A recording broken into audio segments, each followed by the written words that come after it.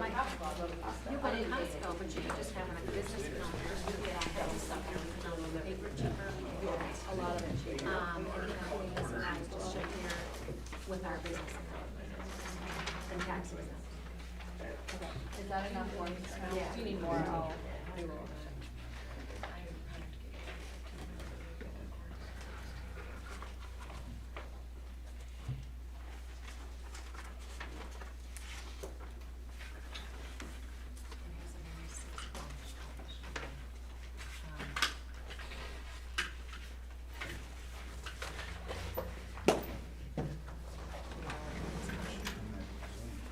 Curtis said he wrote it down. Well, I was, there he is right there. Oh, okay. I'll see if it was gonna be a half hour, we could probably make a motion for some.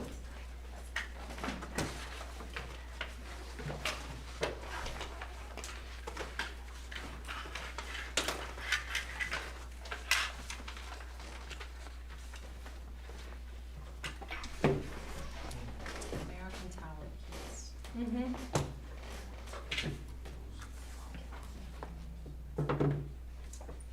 We have a phone call today. I informed the guy that we are not the police and that he doesn't like his neighbor, it's a civil matter. And he, all his neighbor needs to call the Antrim County Sheriff's Office and you just keep calling until they come out. Oh, yeah, His neighbor's taking pictures of him. He doesn't like it. that is And another then, zoning issue. and our lady called because the batteries, No, I was over half an hour with someone today. That's above your similar pay sort of grade, thing. yeah. the batteries in her, she had batteries in her attic and they caught fire. And she wanted us to do something about that too. Sorry I'm late. It's okay. There's a lot of traffic and construction between here and the bridge. I didn't know that I was gonna run into. It was the traffic. It was fine on Friday. Two people made No. bailers. All right, let's start with the Pledge of Allegiance.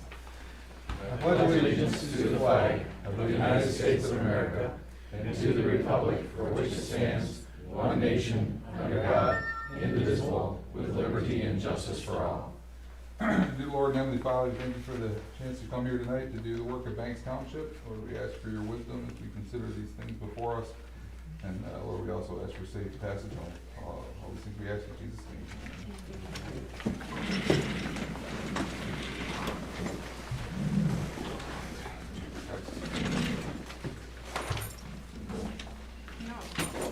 All right. Oh, Thanks. you're welcome. All right. I will open it up to public comment. Oh, hold on, sorry. Come back.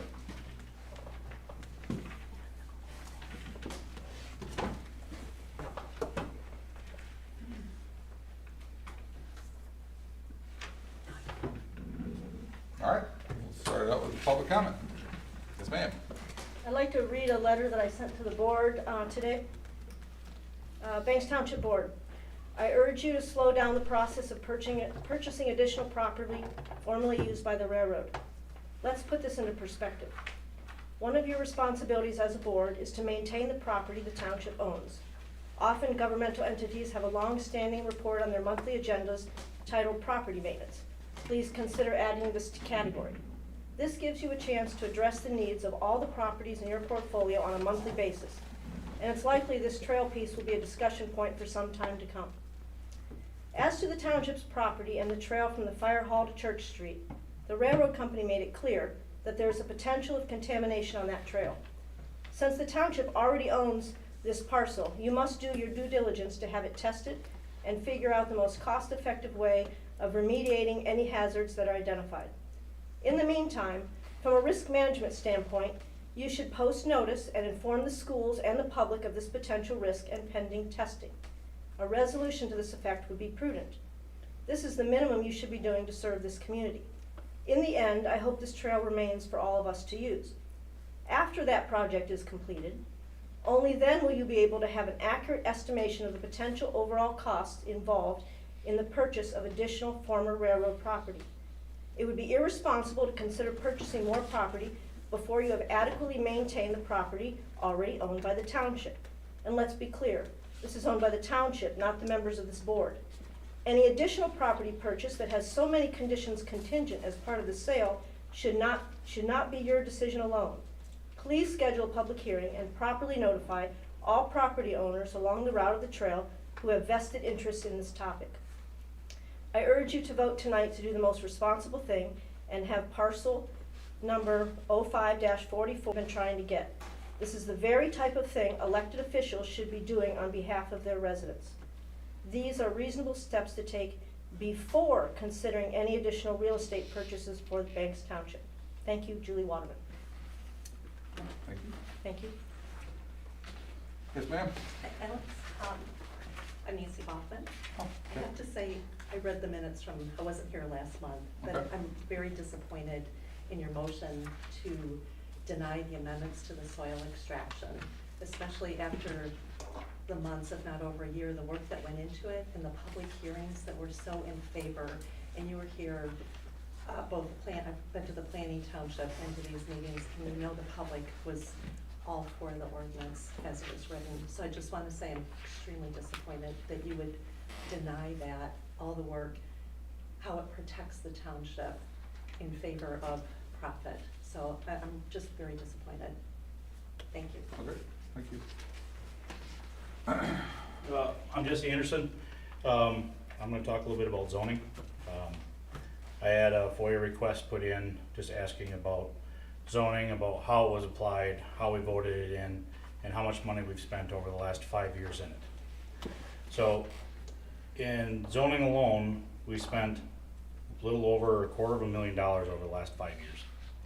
And of that $250,000 that we spent, $16,000 of it was for permitting fees. So $16,000 our township, our constituents paid in for permits, and of that, $232,000 came up with that. So I don't know if that's an appropriate use of our taxpayer money for $250,000 over 5 years. It's a lot of money. Regarding the zoning, I know it was brought up on the board that we can't vote it out because it was voted by the public in. And in Banks Township, there's no actual record or documentation that we ever voted on it. Nor is there anything in Antrim County stating that we ever voted on it. Nor is there anything in Lansing. The only thing that was brought up in our township was that they had a closed door meeting at the then supervisor's personal home, and that after that they were asked to put it onto the ballot, but that never got on the ballot, unless someone can find proof somewhere else that it was, but it doesn't exist. So what I'm asking for tonight is if we could be able to try to be able to put it back in the public's hands and to see if we could actually put it on a ballot and be able to see if our public truly wants it to be a zoned community or not. So in order to do that, I'm asking one of you 5 ask for it to go to a vote to be able to get it to the planning commission and be able to see if we can actually get a vote and see if we can get it on the ballot. Thank you.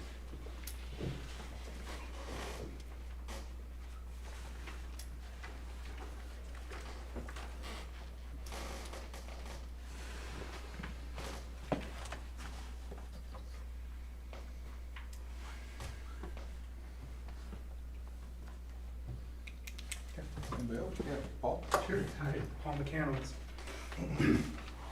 Kind of on the same topic. I wanted to remind this board of what just happened in the Old Mission Peninsula, where years of unreasonable zoning restrictions ended in a $50 million judgment against that township.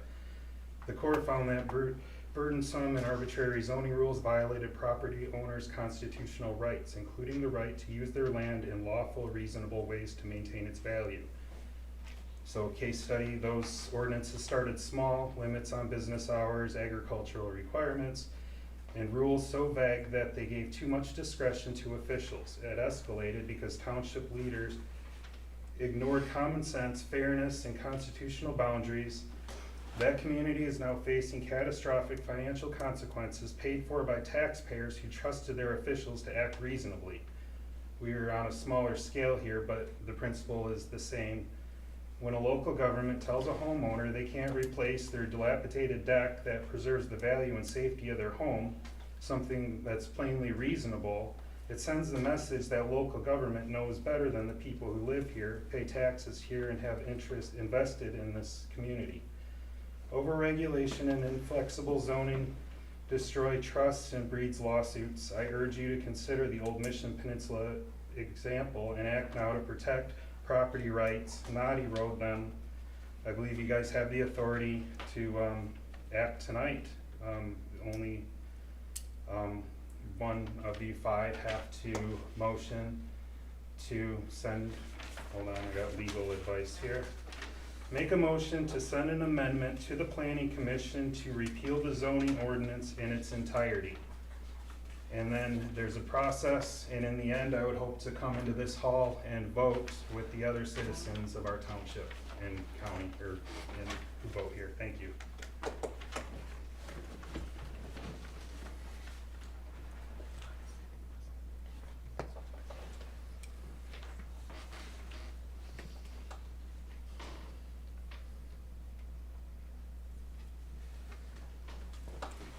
Any other public comment? Jerry? Here, for the village on our sewer system runoff that goes through your property. Where are we talking about? The storm sewer that goes down railroad property. Oh, okay. It hasn't been maintained in probably 50 years. I know I was working here when it did, and the county did it for us. But the trees have overgrown. I'd like to have to the end of the vet's building, those trees removed and that redug out. Okay. Split the cost with you or whatever. I mean, it's where all the water in town goes. But you can't see the end of the pipe because the trees have grown into it.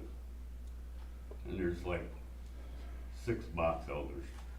They're useless. And I'd say out of the 6, 1 would not go in a grinder. The rest of it, they just grind it up and make chips out of it. But it'd be nice to pull the stumps. They're not very big either, but whether you have Dylan do it or somebody, like last time we did it, the county did it. Mm-hmm. But the county did a lot of things back 50 years ago that they don't do now. Yeah. The other thing, I've been trying to clean up this lot that you folks bought so that it can be mowed. Okay. I got it pretty decent now, but I could use a load of black dirt on it. Okay. And I just spread that out and get some grass growing on it. How big a load? Huh? How big a load? 10-yard load from Dylan or somebody, you know. I mean, I don't think he put anything on it when he removed anything. I think he just pulled whatever was there and flattened it out. And Yeah, that's probably true. He brought a load to cover up Oh, he did? the exposed rock along the edge. Mhm. When he dug into it, he was to leave it like that, so Oh. we talked him into at least making it so it was mowable, but again, that's all I got there. Jerry, the trees at the end of the parking lot, is that what you mean, or are they on the railroad side? What's that? The trees that you want removed, are they on this property or the? No, the fire railroad, hall? on the fire hall property. Gotcha, okay. It runs, the trees are all on this side of the creek, it runs through the, call it the creek until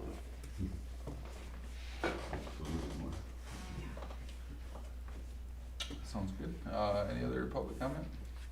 I'll just say that if you've heard public comment on zoning before, Uh-huh. and you know, I think the vast majority of the residents are in favor of zoning, and you do away with zoning, you're gonna have a huge mess on your hands. And I think you have just an idea, I don't think you maybe wanna pay too much attention to it, but you're gonna have tremendous uncontrolled development. Our environmental quality, everything environmental is gonna go down the tubes. Pretty much you're gonna have a strain on infrastructure and services. You could have unplanned growth, you can have just our existing, we already have problems with our infrastructure. You could have all kinds of unplanned, undeveloped stuff. You can have all the gravel pits that you want, which is maybe part of what this is all about. You're gonna have a negative impact on property values, and I think you have to protect that, and I think to just make a sweeping decision by the board is just unconscionable, and I think you need to really listen to the public, the mass public. You. Annie? I am Annie Anderson. I am Jesse Anderson's wife. We have 6 children, and I would consider them growing Ellsworth citizens. I was born and raised here and moved away like almost everybody in my entire class did. And now I've moved back, and I'm really happy to do so. I brought Jesse with me to cause more trouble. And but I think it's very important that I note that I'm one of many growing families in Ellsworth here. And with what I found out and learned about the cost of zoning and how much money we are dumping into zoning, while I can understand some of it, a lot of that money can be put back into our community where we do have growing families and put it into things that actually need help, like our park. We have our kids swimming in mountains of goose poop and seaweed, and there's nowhere for them to play, and we're kind of forced out of our community into Charlevoix or East Jordan, and we're supporting them. There's nobody here that we can do. There's nothing here that we can do. And if we're focusing on, telling us what we can and cannot do on our property, what we can and cannot build, what we can improve, and what we're not allowed to improve, but yet we're letting our community around us look ridiculous and in shambles, that's an embarrassment, and it causes us to distrust our community. So that is my thoughts for our future, for our children.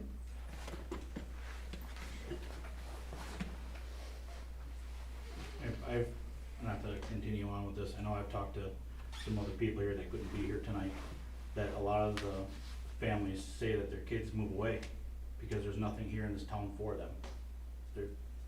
There's no new businesses, there's nothing because the zoning squashes all the rights. Like, okay, yeah, there was an option for a solar farm, that got denied.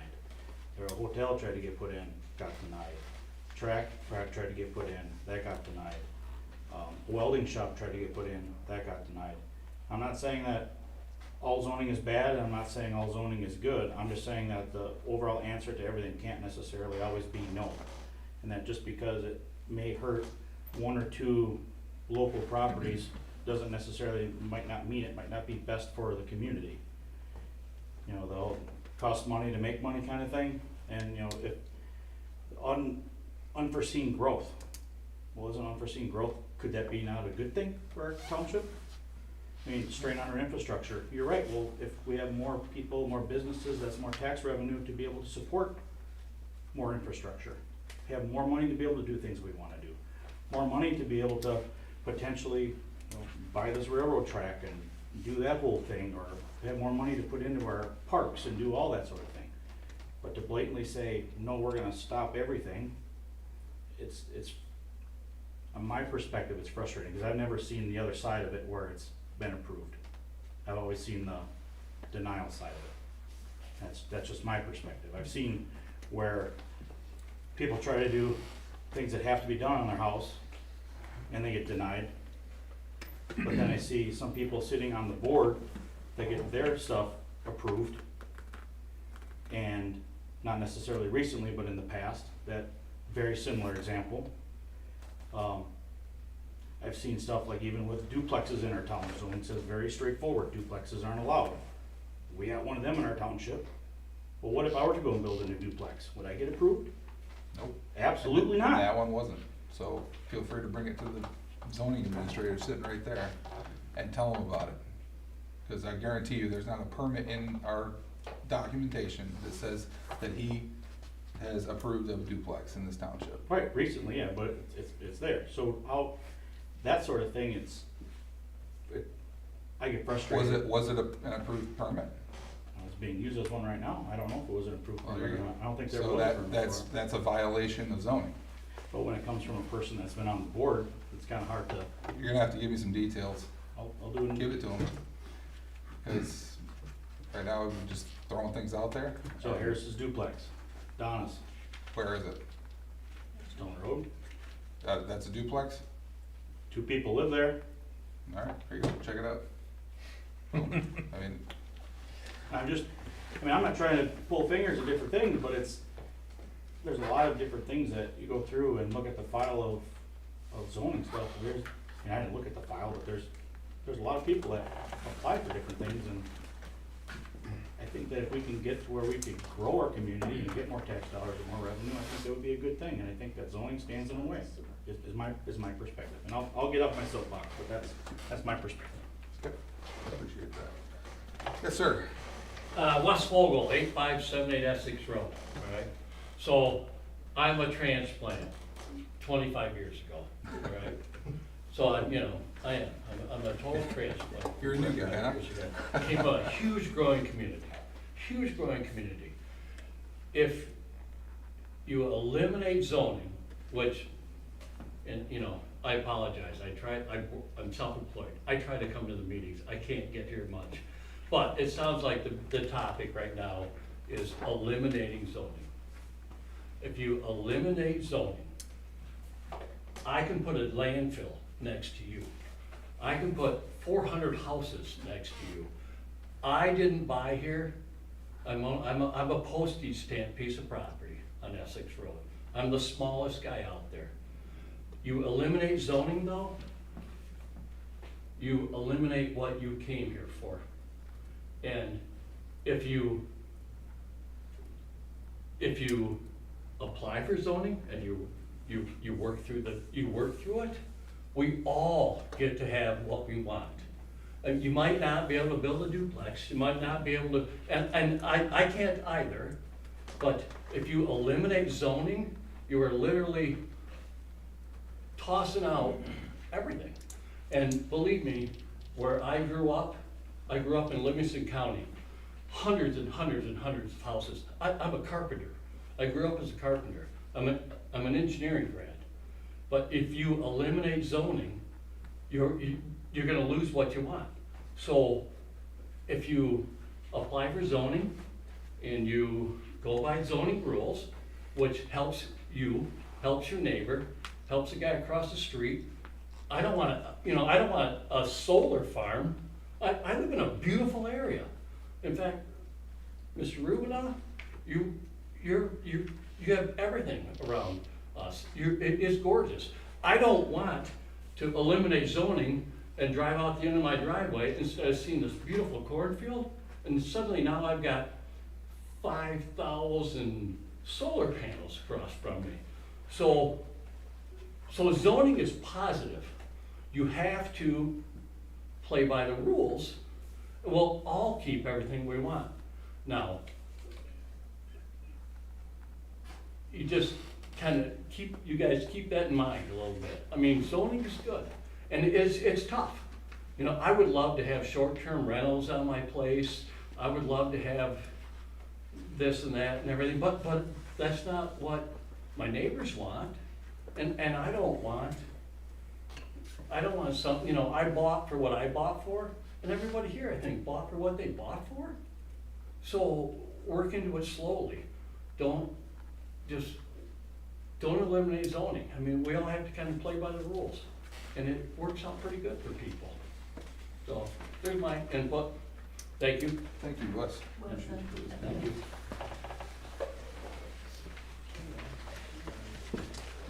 Any other? I'll One just more say time, Paul. Thank you both. I never really looked at it from the other end, but it's good that we're all able to be here and speak freely, and we're all neighbors.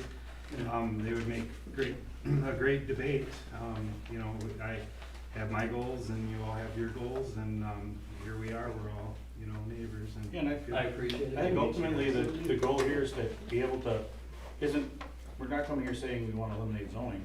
So I think a lot of us here are coming here to say that we want to put it on a ballot to let the people talk, let the people vote. I think that's where I'll just be honest and clear. It'd be nice to be able to, if the board would be able to vote, to be able to have the planning commission be able to recommend something, to have it actually on the ballot, to have where a public can actually vote for it. That's, because there is two sides of it. I would add to that, but not a special election. No, no, all right, we'll go to, we'll see where that goes. All right, I would, Dave, sorry. Well, I didn't yeah. know you were raising your hands. Everyone knows Yes, my Brady. opinion on zoning, so I'm not gonna go to length. We saw the response when just the mention of eliminating zoning, at a last meeting with close to 60 people, Mhm. and that was nearly a mention of it. So I know, I'm pretty sure that our strong support in favor of zoning. It does cost money. $250,000 over 5 years, that sounds like a lot of money. It's about $250 a taxpayer a year. That's, you know, that's a dinner out anymore. So it is money, but it's money well spent. Money revisiting zoning that already is in existence and challenging it after spending years, that's a waste of money, in my opinion. So I stand behind zoning.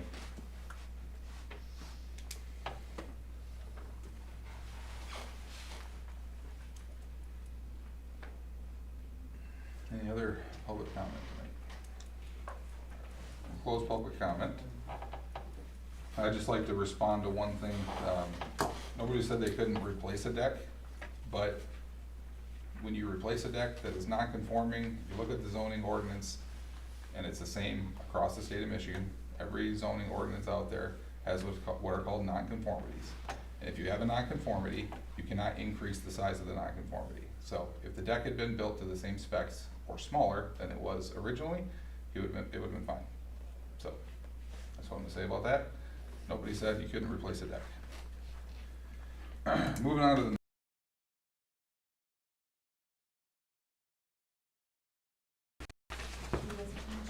Katie's got a change? Okay. I just brought up to Julie, under item 17, we talked about testing the soil, and Richard made the motion, because Eagle, that I would pursue that with Eagle. Mhm. And then we got into discussion, and then there was never a second, and then there was never a vote. Oh. But when I watched the video, Nicole had said, you don't necessarily need that second and a vote, but she said, no, that consensus was had on the For board Katie to talk. for me to pursue that. Yeah. So otherwise, it kind of looks like I'm gonna be going rogue, so. No, I don't want that, no, okay. So that's item 17. There was no support, but there was consensus on the board. After discussion, there was consensus on the board.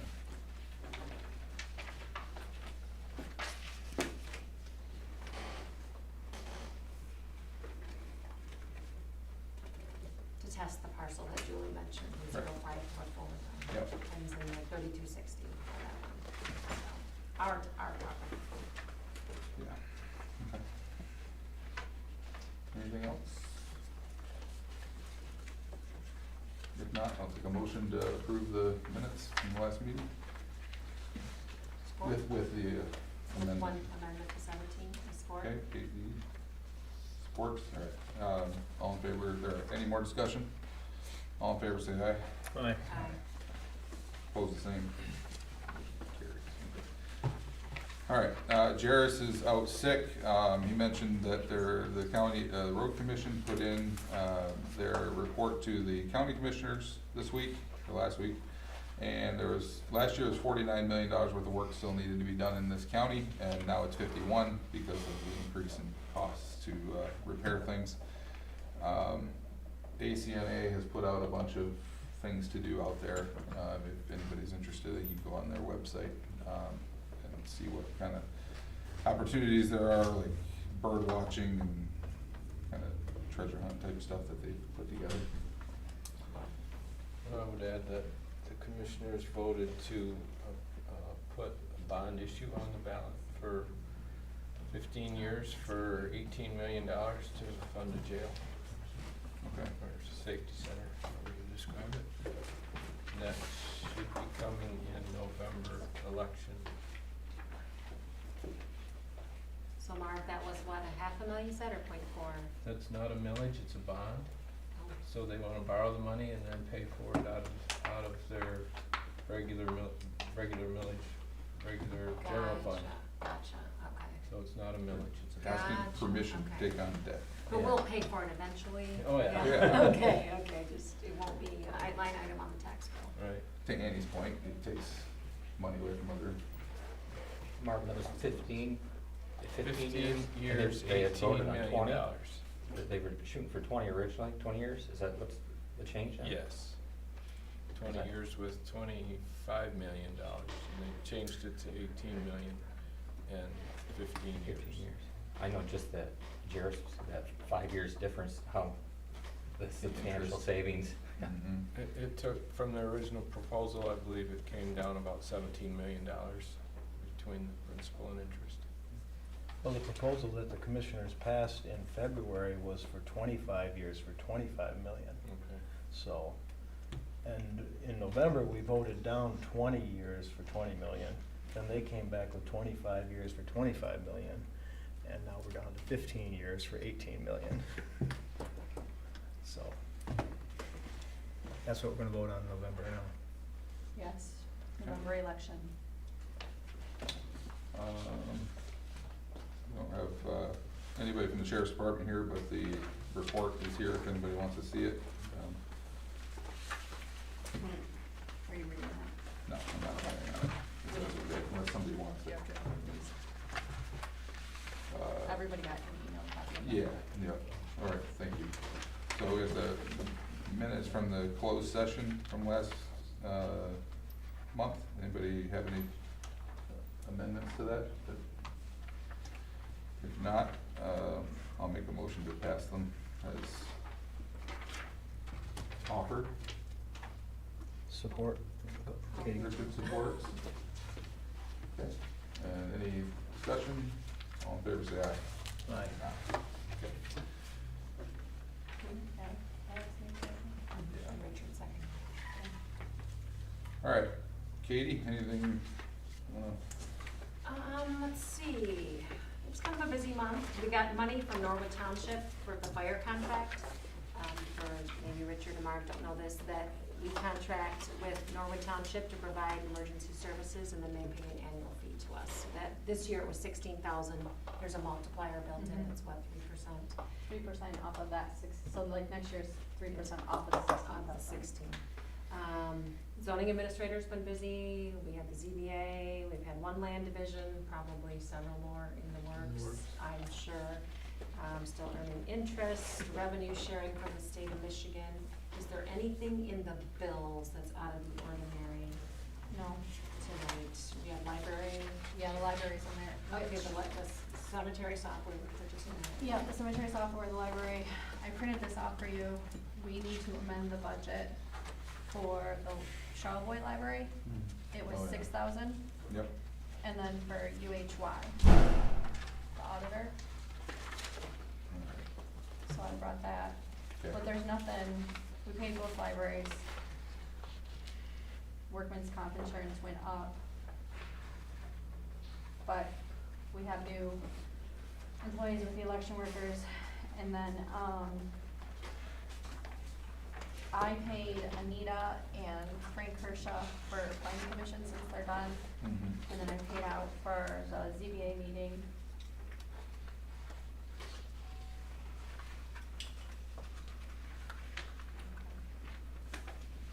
Brian was a little higher, so, The work that, well, someone piled all the brush at a cemetery, oh, so we had to pay him to haul it away. yeah.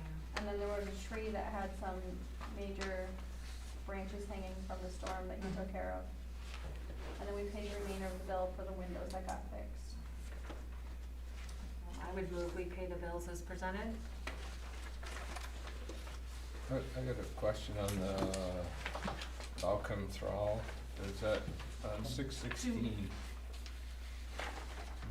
I was gonna say it's 2 months worth, but go ahead, Okay. 6/16. 6/16, there's 2 expenses, zoning, gravel, mining, zoning, attend meeting. I was just wondering how that got split and why So- there's there's two for the one meeting. Some of them on their invoice, they bounce from general to zoning, and some of them are actual meetings with the attorneys meeting with themselves to discuss us before they come. So I can make that more clear when I put the notes in next time. So probably the zoning gravel mining for 90 was their discussion before our meeting, Yeah. and zoning attend meeting was for 414 was for attending the meeting. Yeah, that was for, cause Nicole was at the PC meeting, right? No, that would be our board meeting, 616, right? Okay, Yeah. yeah, that was us, Yeah. yeah. The 270 would be the zoning, or no, ZBA, they went to ZBA meeting, so that was 270, yeah. Was she at a PC meeting too, the last No. one or no? Mm, Oh, no. hi Patty, Zoning, the Board of Appeals. the ZBA meeting, ZBA, yeah, I okay. can see that one for 270. Yeah, so there's a lot of charges where they met with each other, and every time they meet with each other to discuss something about us, we get charged. Interesting. And then we'll get charged, like, so then they'll talk to each other, and then the following charge will be that they emailed one of us to say what happened with their discussion. Okay, so like conference with attorneys, that Yeah. was $108. Yeah. Email attorneys, $54. Uh-huh. So if we're gonna do anything, we need to do it in like one, and have one person doing it, because they are charging for every. That's why I sent Alex an email for Nicole, I just emailed him and said, here's the, if you wanna forward this on, Well, and like I'm not Nicole, contacting him. Nicole called me and asked if we wanted training, Mhm. but like they had a discussion about it amongst themselves first, so we had to pay for them to have the discussion, and then she emailed me. Something we didn't ask them to do? Yeah, Yeah, okay, I'll talk about that then. and then she emailed me, so then I responded, so since I responded, then we got no charge. So I tried to put, I can only rate so much though when I'm putting the notes in. Yeah, I wonder if we could have them on retainer, if we could just have X amount You might want to. for the year. We used to be able to do that with Graham and Wendling, and then they stopped doing it, they went hourly, but we had like a retainer. And they said, gosh, sometimes we're losing money with Banks Township, so they switched to hourly, but I Well, and wonder this- if there's a this way is we could do that. 2 months worth of bills. I don't know if that makes any difference, but this is 2 months worth. Okay, it's May, yeah, it is, but, yeah, I guess, yeah. It's, okay, it's that May, makes more yeah, May and sense. June. May and June, 2 months. Because they sent the May invoice the day after our meeting. Okay, that makes sense. So I let them know when our meetings were. And if they wanted to be paid, they had to send it before. Okay.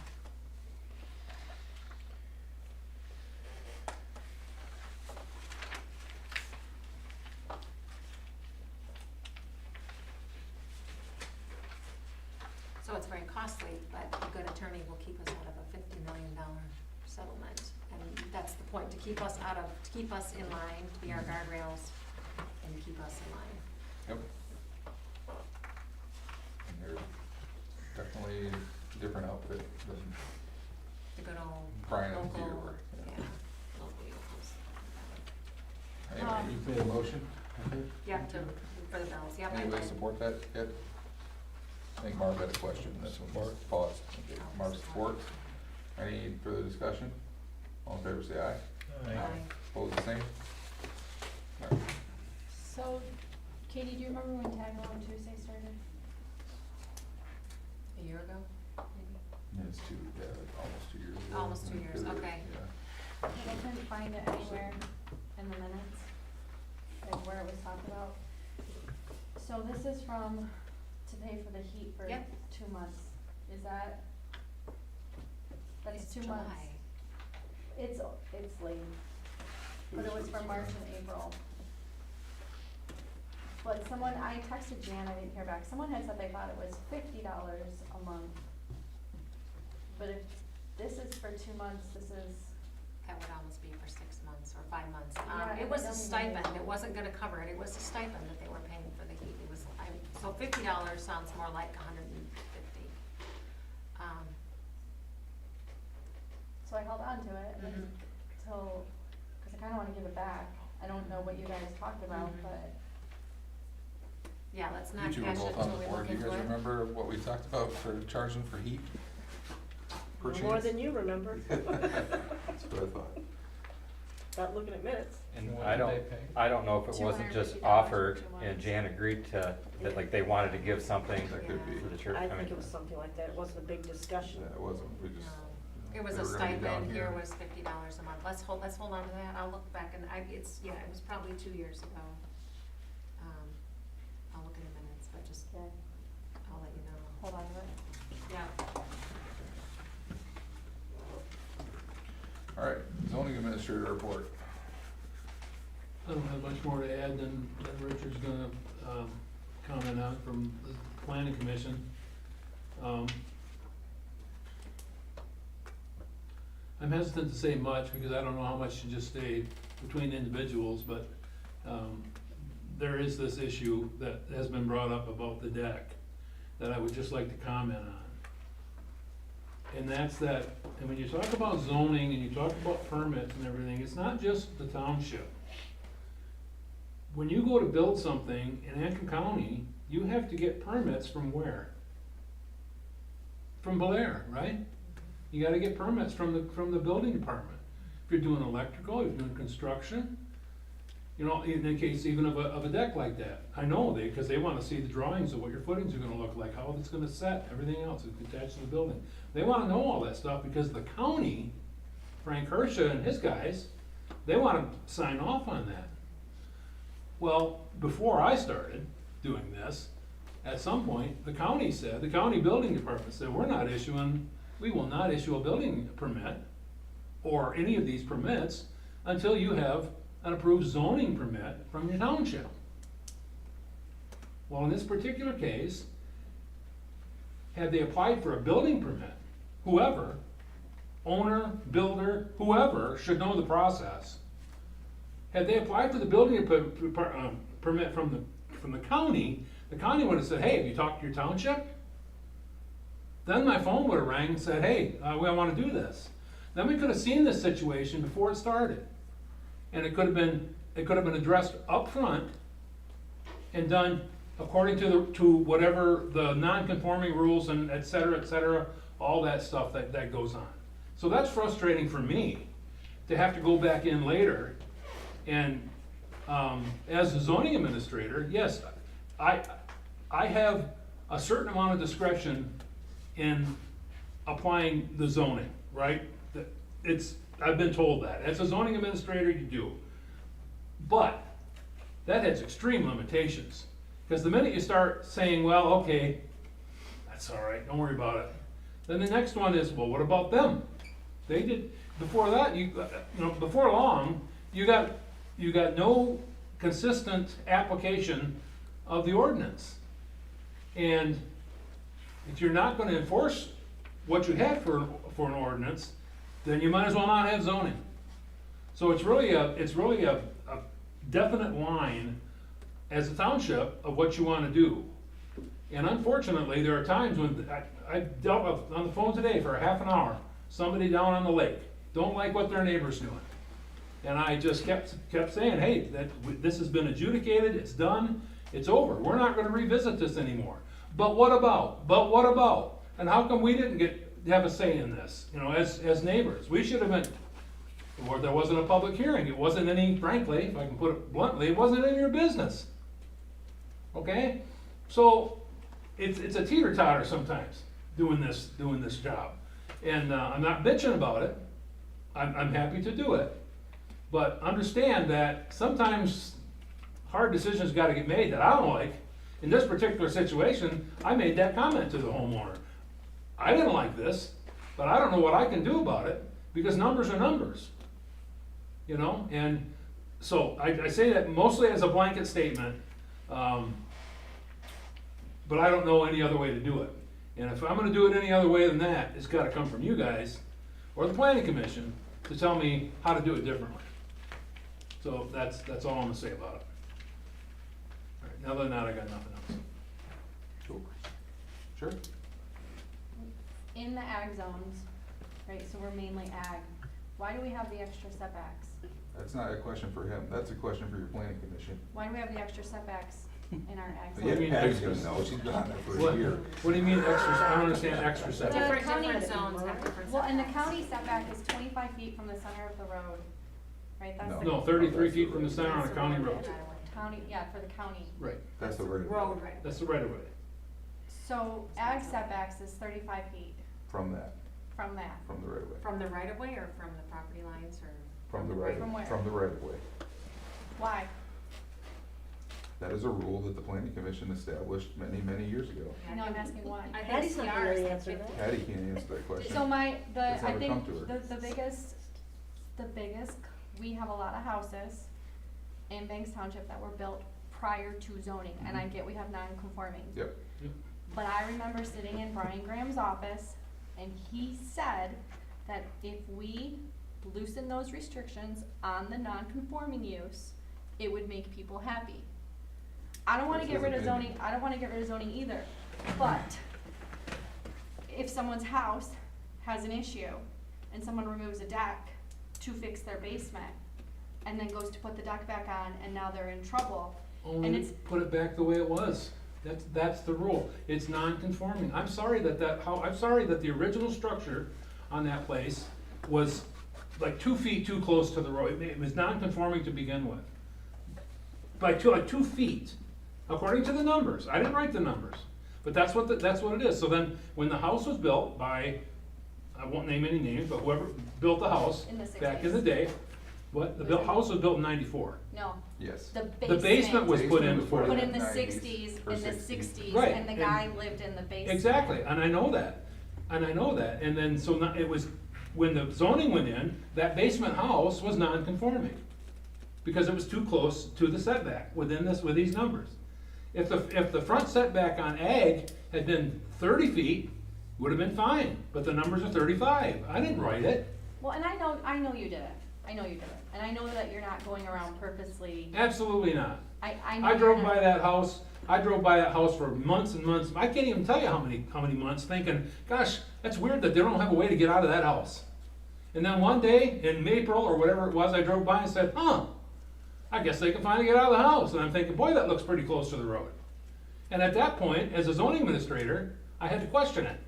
So I called the building department to say, was there a building permit pulled on this job? And it was looked at, no, there wasn't one. Well, there you go. So Frank went out and talked, and that's how we got to where we are now. But if the state of Michigan says that you don't have to, if you are doing maintenance on your home, you don't have to pull a permit. Did he have to pull a permit just because it was a deck? That's a county That's not issue. maintenance. To That's do the That is basement. full-blown removal and But to do replacement. the basement, he had to remove the deck. That's fine, I'm not to judge that, I don't care. I mean, that's not my call, but if it's a county that says whether or not he needs to have a permit to do that, Even though the state says he doesn't. I don't know, do I work for the state or the county? Nope, I don't know. I'm just asking. Yeah, and I'm not mad at you.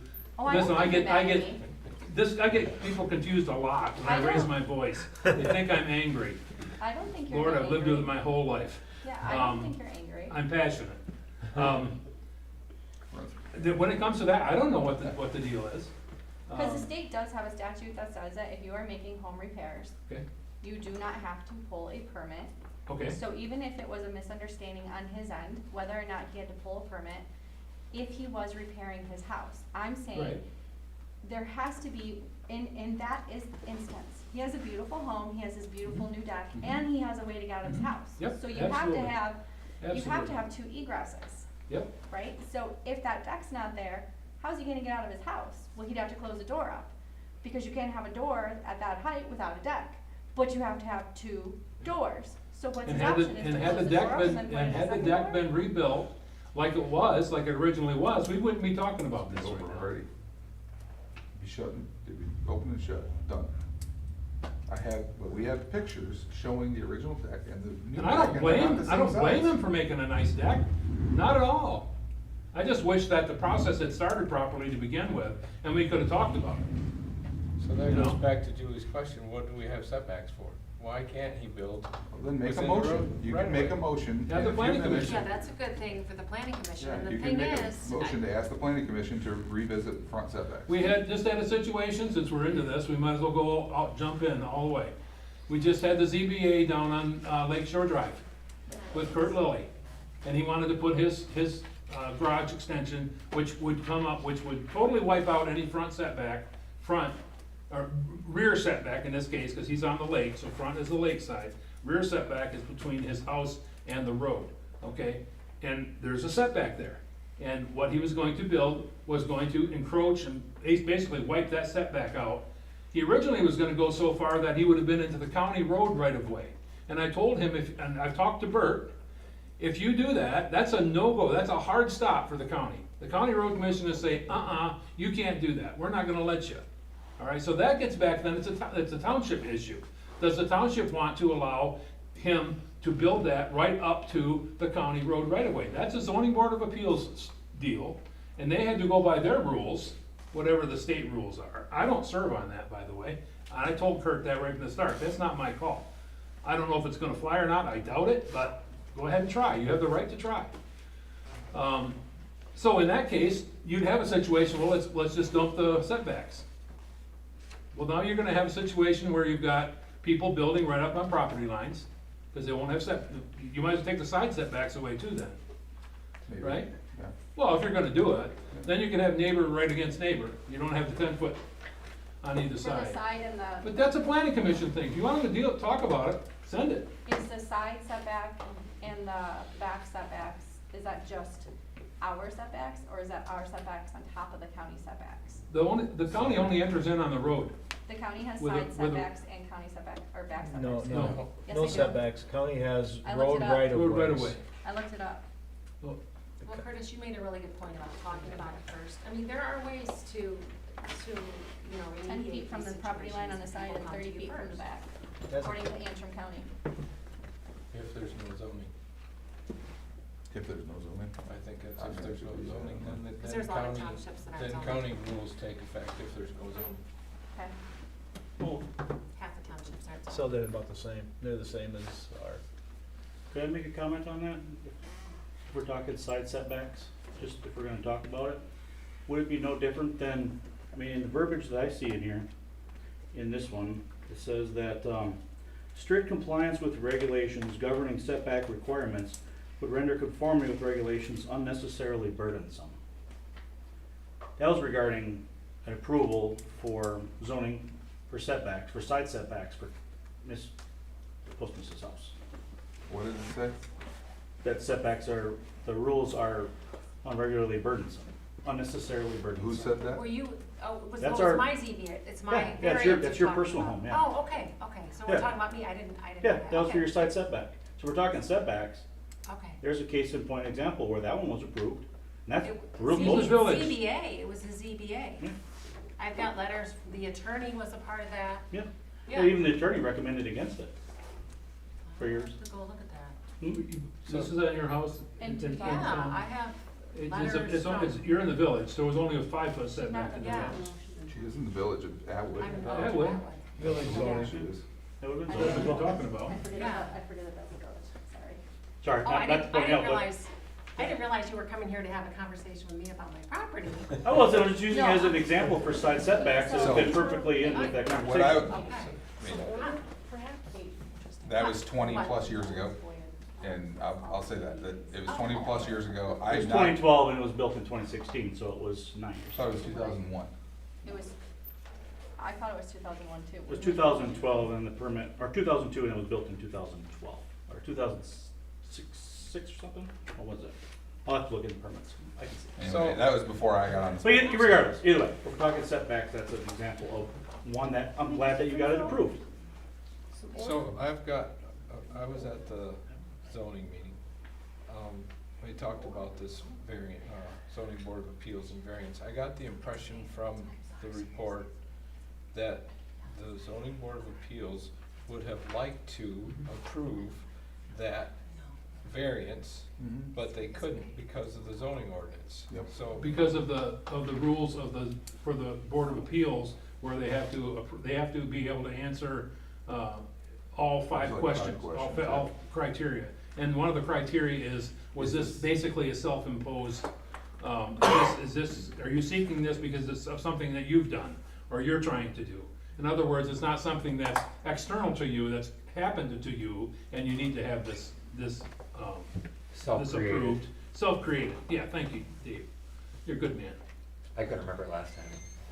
Anyway, So, well, you was there. so to me, that makes a dilemma, because we've got an ordinance that says one thing, and the zoning board of appeals wants to approve it, but can't. So it seems like we need to visit it and say, why do we have an ordinance that, you know, the objective or outside people wanna say, okay, but the ordinance says no? But, I would so- be happy to pay Balkenthal a whole bunch more money, to explain this. But what I was told was, because I asked a specific question, if you have two neighbors that are next to each other and one wants to build close inside the setback, can we change our zoning to make it so that those two people have an agreement and they're okay with it, everybody signs off on it, and these people can build within? No, you can't change that. That's a state of Michigan law. If you have zoning, these are the rules you have to follow. And one of them is you can't make that kind of a change, even though I think it makes sense. Because after that, if you buy the home, you buy the home knowing that there's a place next door that is within the setbacks. But it's not allowed, it's not legally, and that came from Bach and Bow. That wasn't from, that was at their office, but it wasn't from Brian. That came straight from our current attorneys that no, you cannot do that, and the ZBA rules are the same. You can't change the ZBA rules. That's what the state of Michigan says they have to follow in order to, allow a variance or an appeal to a zoning issue. In this case, it was a dimensional variance. A dimensional variance in the case of Lily's, and, yeah. I was gonna say something else, but. So when the time, if the time is now or later, but I think I should make the motion that we ask the planning commission to review setbacks for the possibility of reducing or eliminating them. Is it now a good time, or? That's fine, you can make that. Okay, It's I'll fine. make that motion that we send that to the planning commission to review the setbacks for either reducing or eliminating them.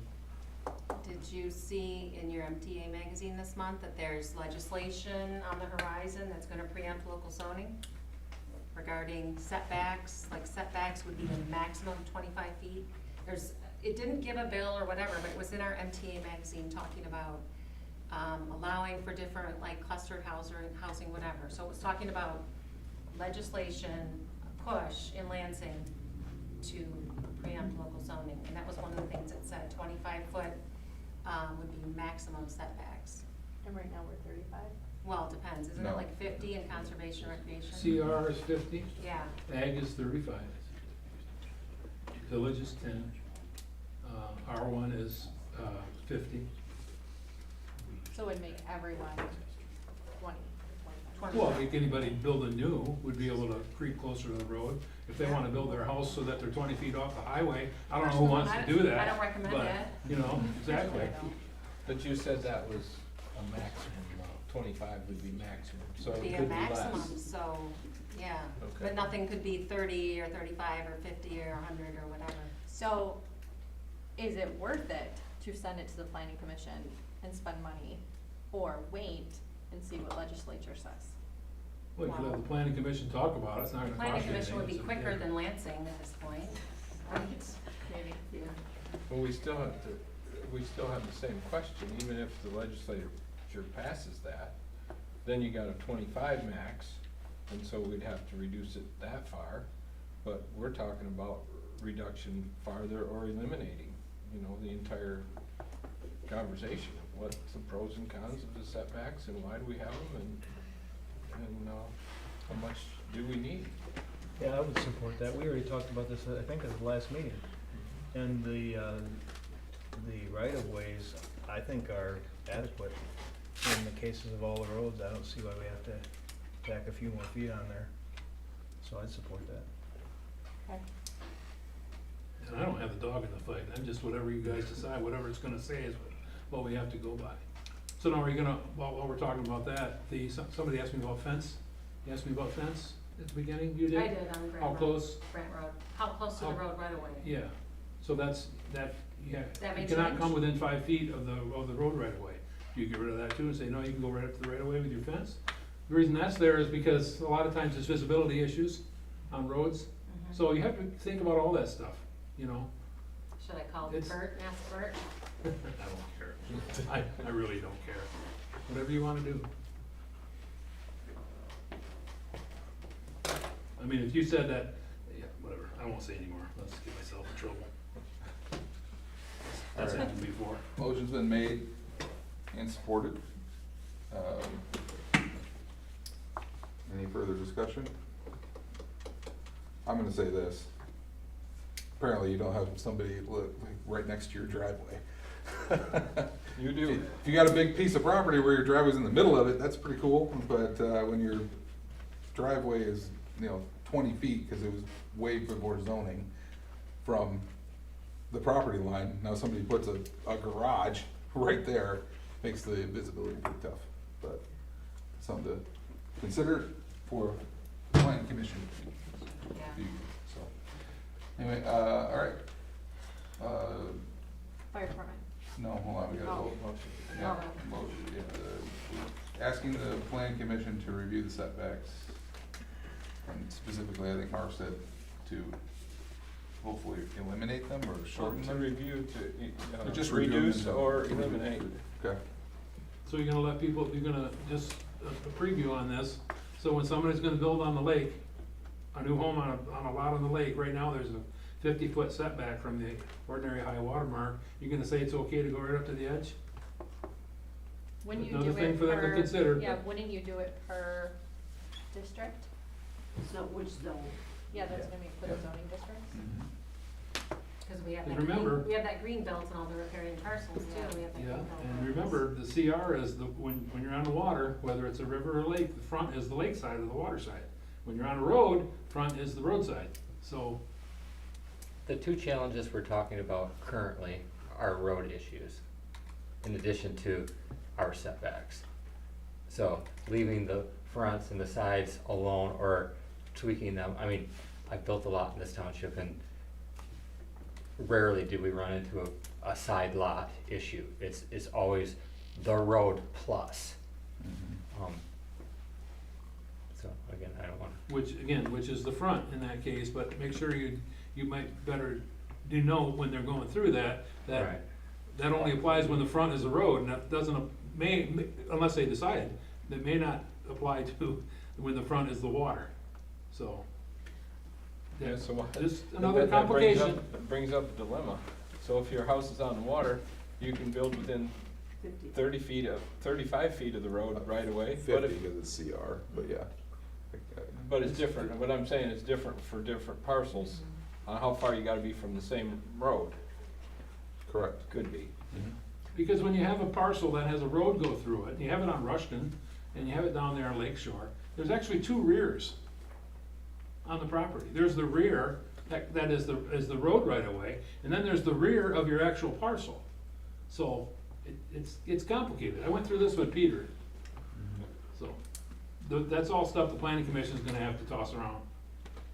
Doesn't Antrim County have their own setback rules and regulations? How come our township has to trump it? Only if you don't have zoning, that's what Marv was just saying. So like, So if a township has zoning, it supersedes the county rules for these kind of things. If the township does not have zoning, then they gotta go by county rules. There's 8 townships in Antrim County without zoning, I think, 7 with, or vice versa, but anyway, it's about evenly split. Yeah, and so if people wanted to get rid of zoning in Banks Township, you better like what the county does, because that's what you still be abiding by, whatever the county rules are, so. so if we got limited zoning, it's not that there would be 0 rules, it's If not a you did free-for-all, somewhat, you you'd be can't like- do whatever you like want. Antrim County blanket rules, not your Okay. individual Right. township. There's a lot less of them, that would be formerly on the planning commission, right? I mean, there's a lot less at the county level. Have you ever, I'm not even aware of the. Have you ever dealt with any rules at the county level when you were on the planning commission? No. All right, anyway, any more discussion? All right, all those in favor say aye. Aye. Opposed, no, that's me.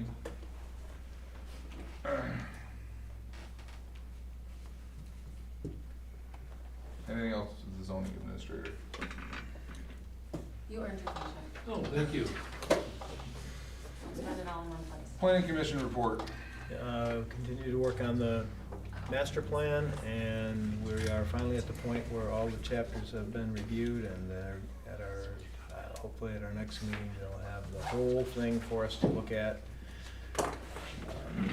So that'll be a draft of the master plan. And then, of course, a big thing we were working on last month was, or this month actually, was this soil extraction ordinance, because of course it was sent back to the planning commission to rework it, and they don't know, we don't know what to do with it, so we wanna start with getting input from our attorney.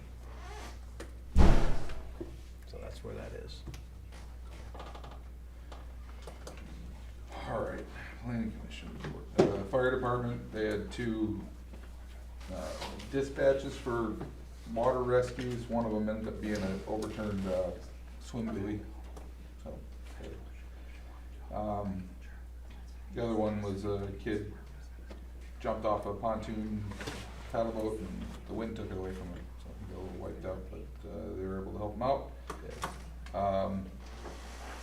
Yes, that's what I like to see that one. I gave it to the DDA. Ambulance Authority is going through its second round of interviews on Wednesday, starting at 3 o'clock. There's one at 3 and one at 4 for the director position, if anybody's interested in that. And then there's the regular meeting after that at 5:30. Big news there. Any correspondence? Pigro sent a postcard and says, thank you, Ellsworth Farmers Exchange. We have to do the propane contract. Did you guys look that over?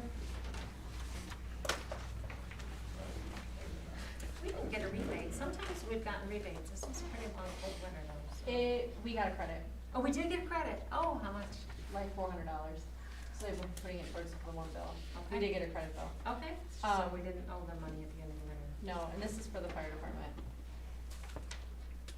Okay. Get back to that. Okay. And then the, American Tower, if you all read the letter, I just need to respond. And if you don't respond, they are relentless. Yes, so, I thought it was pretty insulting. I'm pretty sure that's gone down, hasn't it? I mean, Yes, they used to by offer us like a million. $700,000. Yeah. I mean, at that point, we're better off taking our chances. That they cut, that they go and build another. Don't you think? Yeah. It doesn't take long for us to get back to that point, you know, in earnings from them, so. One-time payment of $300,000 is 3 years, less than 3 years.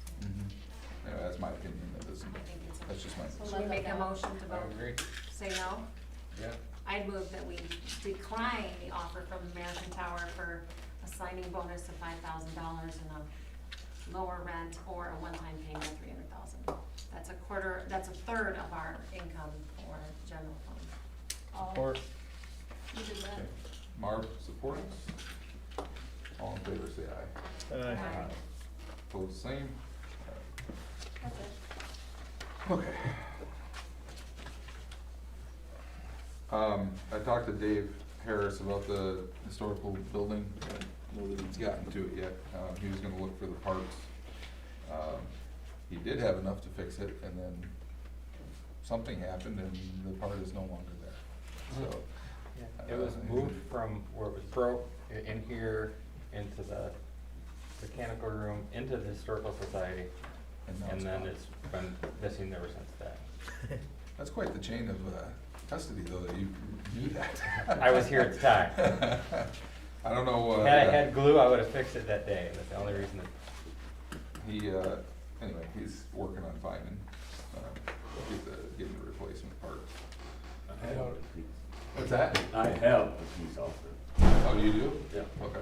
I've had it ever since I took it out of the dumpster. Oh. There you go. There you go. And I will glue it back on. Okay, sounds good. So I'd like to bring up again, we just mentioned it in passing, but I think at some point we should discuss to sell that building to the Historical Society. Like we talked about, the pig roast was, quote, sold to the committee. we just contribute once a year, but take it off our plates. And Historical Society has been functioning for many, many years, and I would assume they'll keep going, especially if they would own a building. I'm not sure that that's accurate. Right. What's Well, what accurate? they will. I don't think that I don't think it's gonna survive. Oh, They're, And those, I'm gonna delicately put this, they're all, aging, uh-huh. and not many youthful people coming in behind it. How long have they had a historical society? I don't know when they started using that building. probably since Mike and Natalie. Maybe 40, 50 years, but Yeah. that whole generation is gone. And there isn't any replacement. I don't know when they took that building over. Started It's using been it. there since I've been there. 20-some years probably. More I than think that. longer than that. It was shortly after the bank abandoned it, when Okay. we bought it. See, I don't even remember the bank there. There was a bank Yeah, involved, there was I a bank guess. there, yeah. Oh, yeah. I think I was on the board when we took it over. Yeah, there's a newspaper article. So maybe like 30 years ago. And your pictures in it, you can't walk away from that one. I think you bought it for $1. Alright, okay. While we're talking about historical society though, does anyone have any, objections if I have them come and take what they want off that wall? No, that's fine. Not for me. Okay.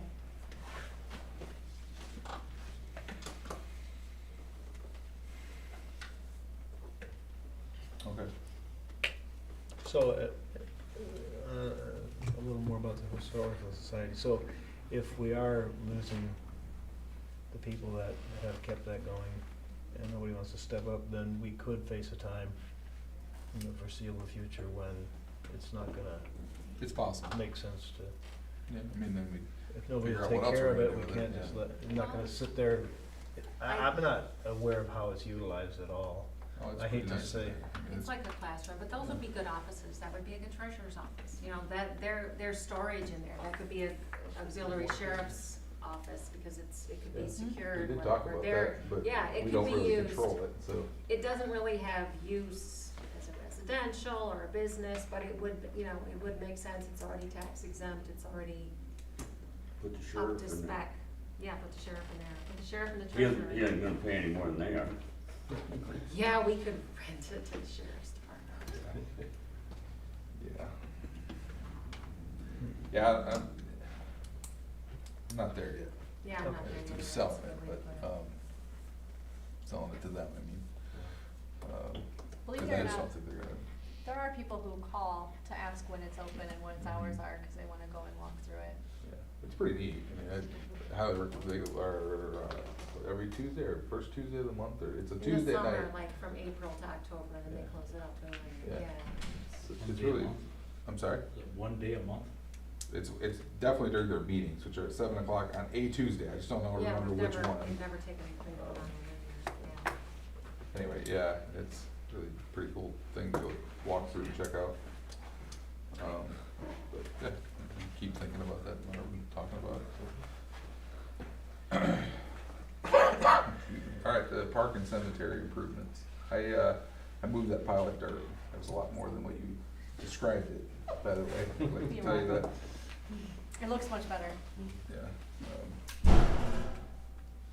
Yep, so that's all down the hill. But, the park, I met with the Beauprees that are on the north side of the township park, and they just asked me about the fence and if we were gonna put a new one up. I told them to let us know if anything, you know, if they're having a bunch of traffic onto their property. They were okay with it, just curious, cause they've been there forever, but the other one I was gonna say is the fence at Antrim City, having now been there for an hour, driving up and down those things, that fencing is awful.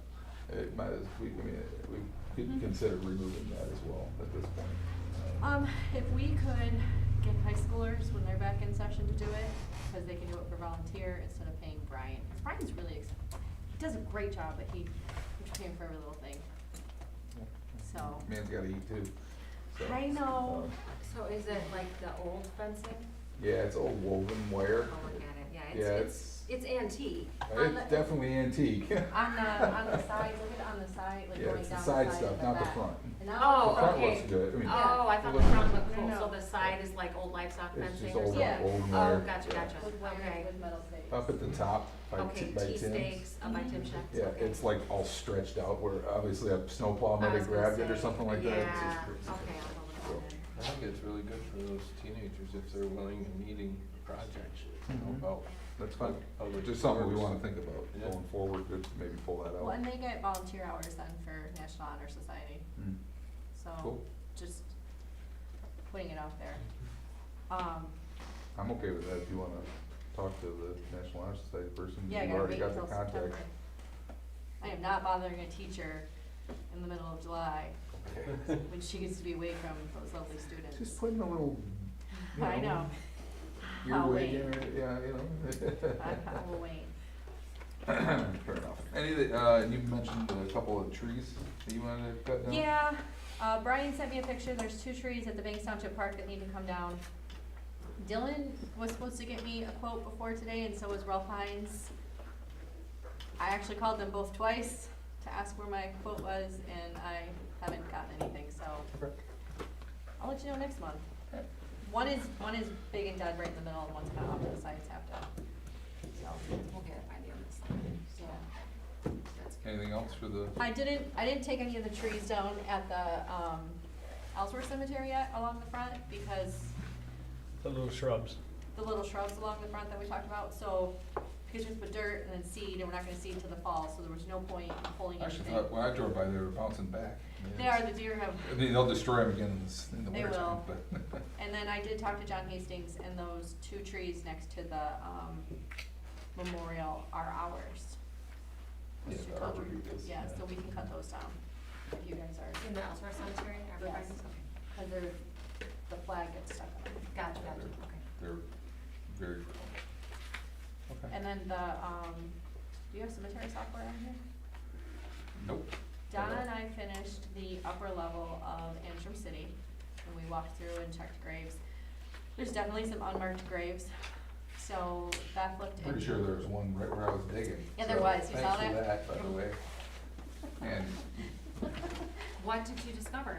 Nothing, there's just. nothing, but I it's- was hoping it's this still giant right. tractor that I was driving didn't fall through. Gotcha, gotcha, okay. I thought There's quite a you few, somebody- no, It's like, there's this is quite a few. great. I don't even know which side of this thing it's on. I had no idea.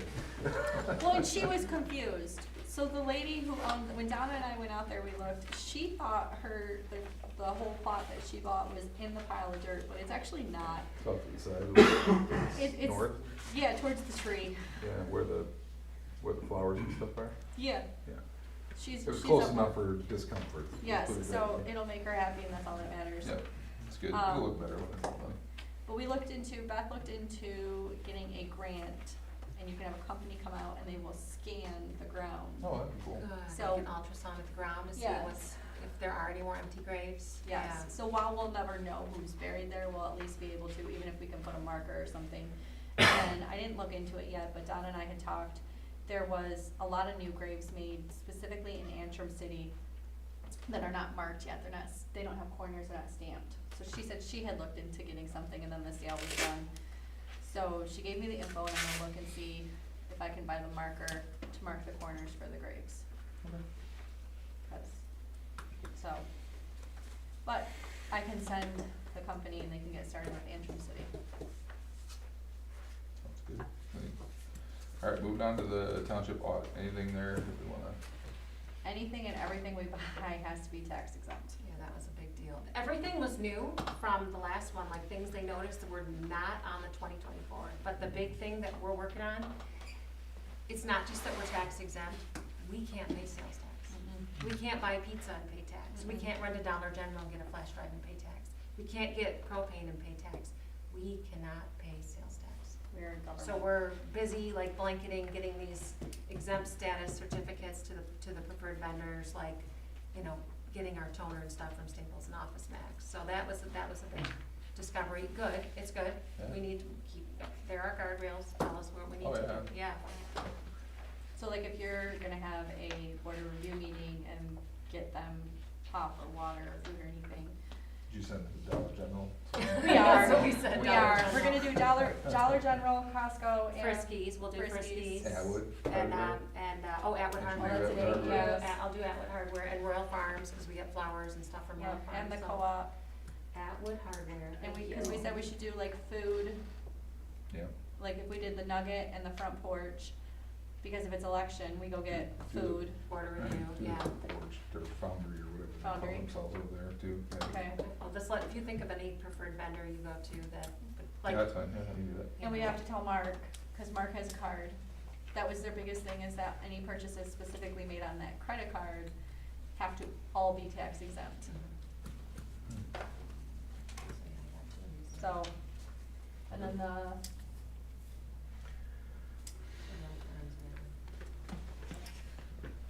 investment.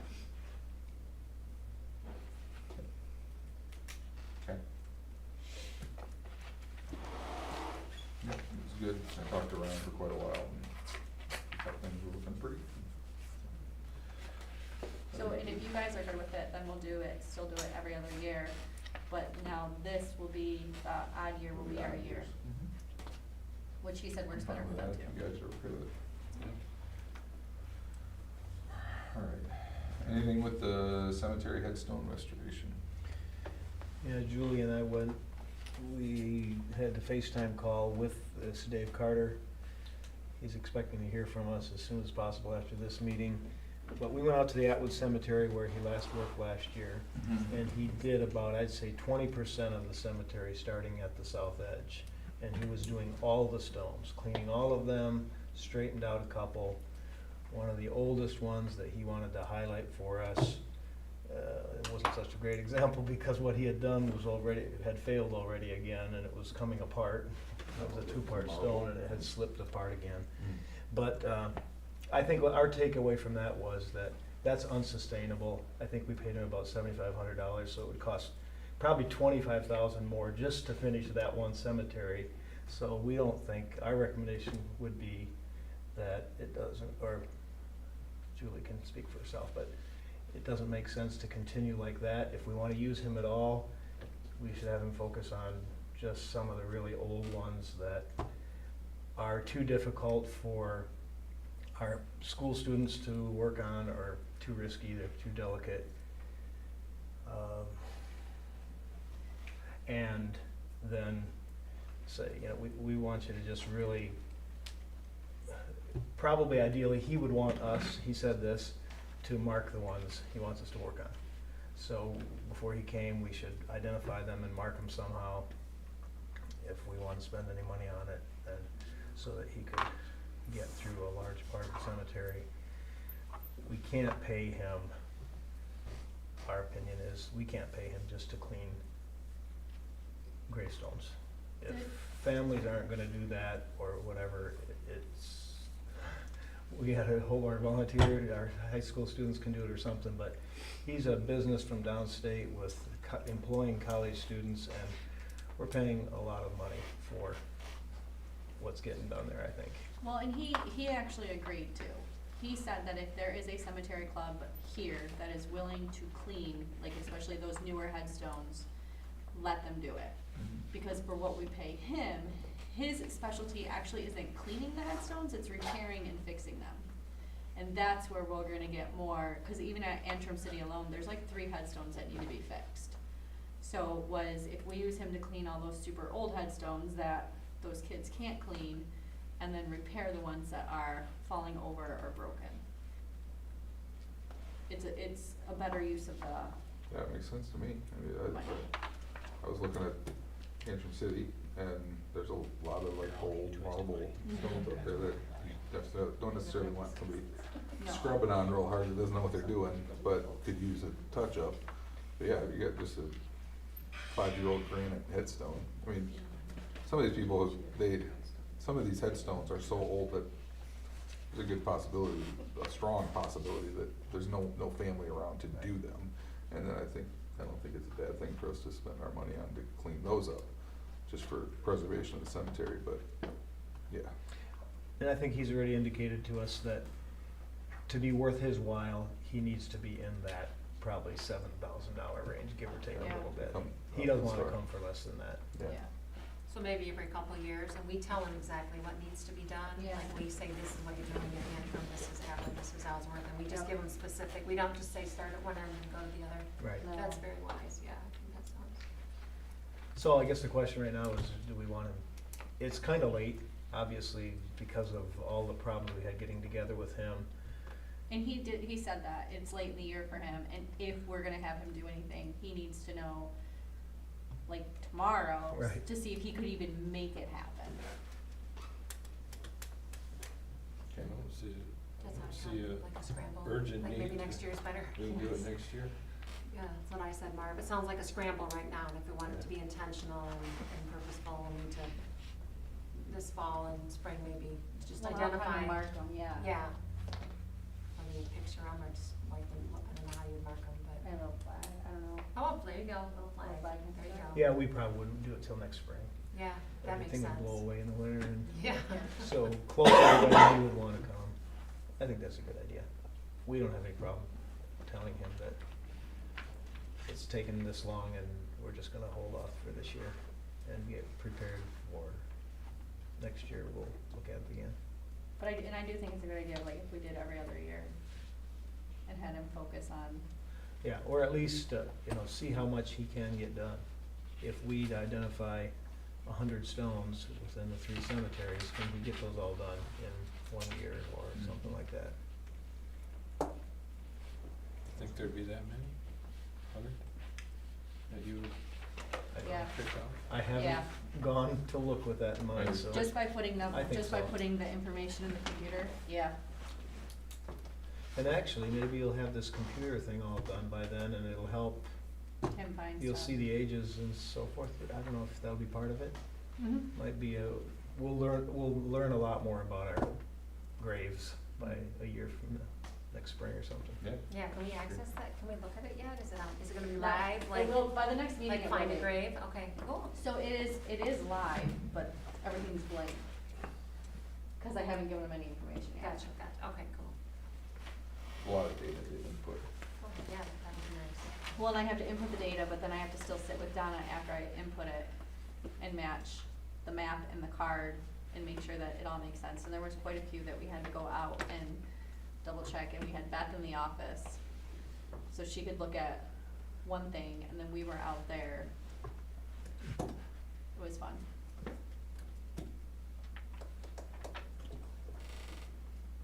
Okay. Sounds like a consensus that we're not doing this year. Is that, am I picking that Yeah. up? Okay. You put that in notes. Should we make a motion, just so it's clear that it will begin, I'll make that motion, that next Okay. spring we will I'll support identify it. and contact Dave Carter. Okay, cool. I'll second that. I think Julie already beat you to it. Oh, I didn't hear her, Super sorry. seconded. Super simple. Half asleep then. All right, any discussion? All in favor, say aye. Aye. Aye. Opposed, the same. All right, the railway, I have not made any further inroads on that at all this month. Do you have a contact for Eagle, or was it just? It's, I apologize. Yeah, text it to I'll, me.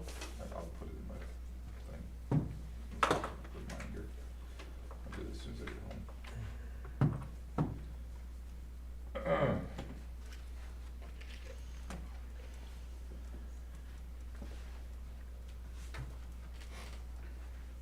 Can you mind me asking what the situation is, what the status is, or where you're at, or what direction you're thinking of going? Put it in front of the attorneys, see if that, what they think, to Julie's point, we're gonna have the dirt tested here on the property that we do own, behind the fire hall, and see where that's at, to give us some idea what may or may not be under the surface further down the line. Obviously, closer to the town, I would think would have a higher likelihood of something, but we'll just have to see. Basically, we're nowhere right now. Just, it's still out there as an offer from CSX for us to buy it if we want to.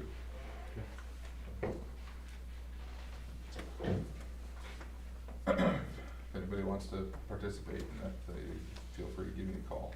I'm happy to have help. The township website development.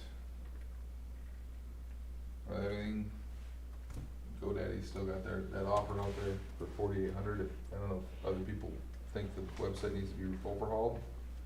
I might be the only person, so that's I okay. agree. It works for me. It works for Marv, okay? I do Marv, think- pull out your phone, show me what phone you have.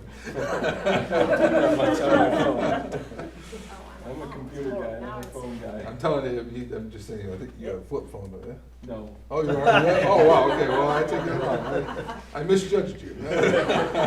Oh, he's way more modern than that. I do think if we could add to the website hall rent, like I know hall rental's on there, but an actual calendar to show when it's available.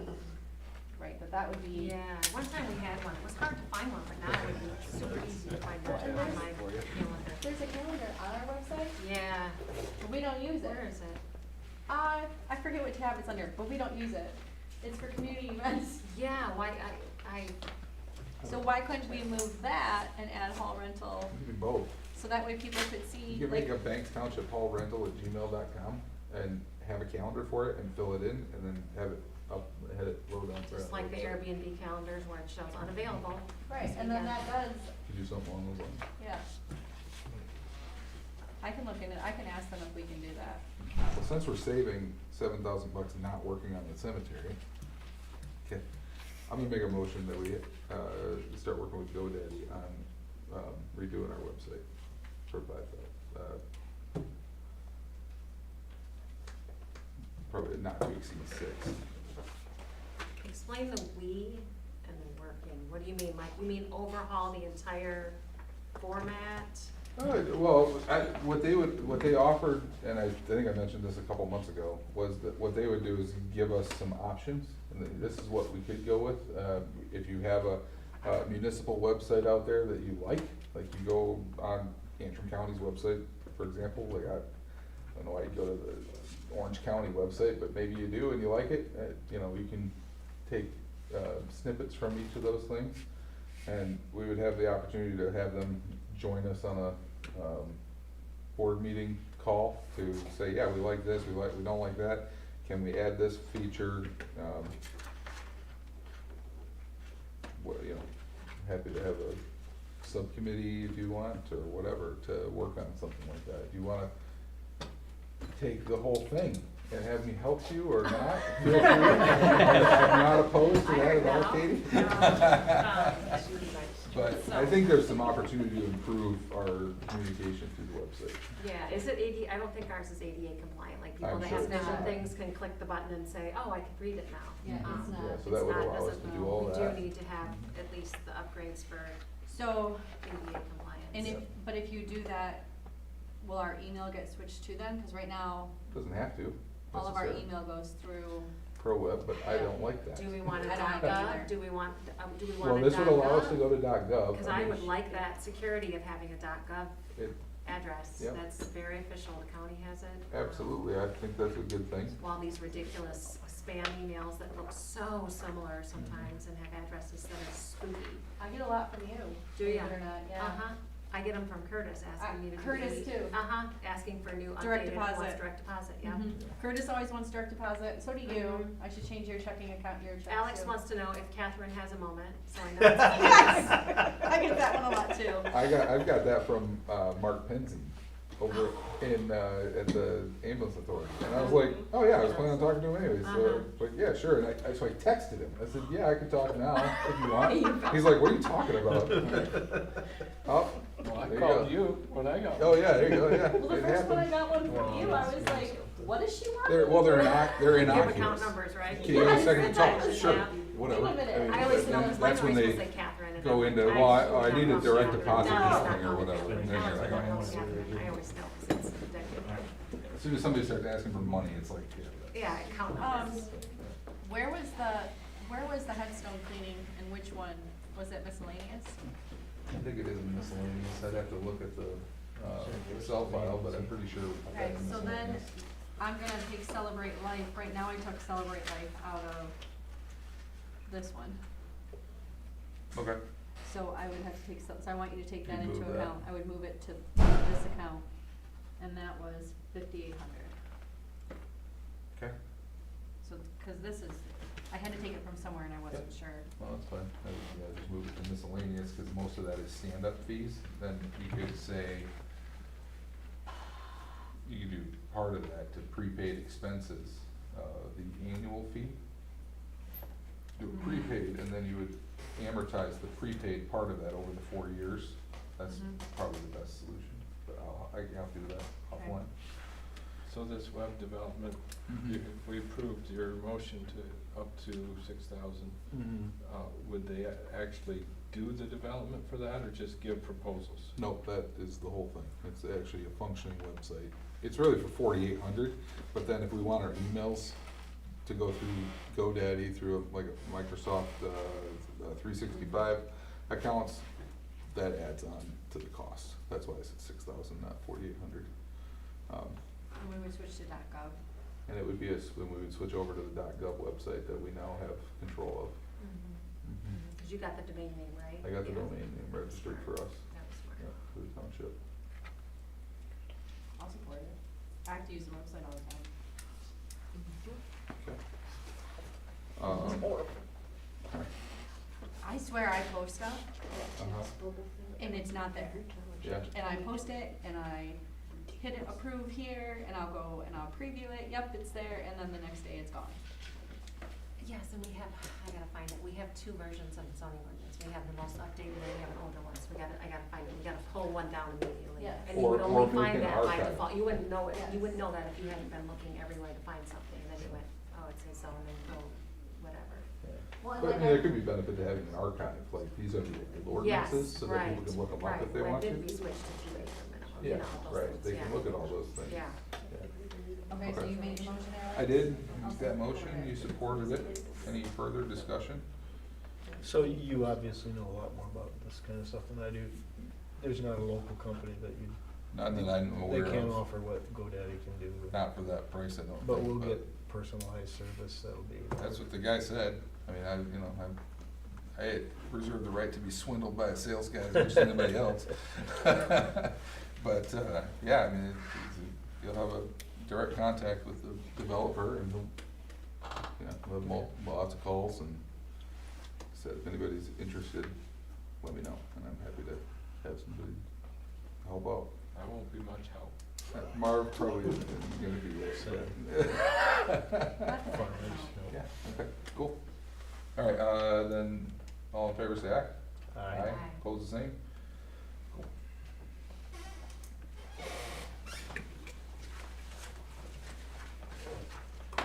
All right, you got the split form, or the the division form that we're redoing, right? It's just the highlighted stuff is just remove, and otherwise it's pretty similar to what it was, but it's 2 forms now, one for the parcel combination, which is we approved 2 months ago, and then this one is for the land division and boundary adjustments.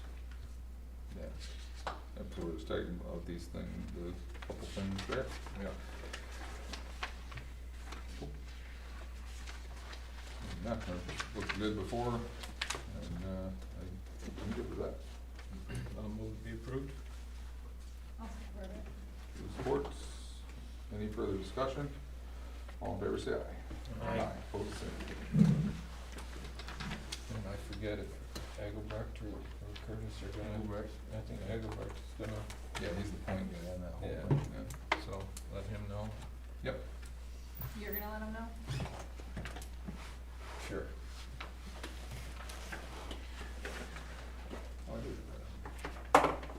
All right, the planning commission, so going back to what, Richard was talking about earlier, about finishing up the, master plan. Fire away, I want typing.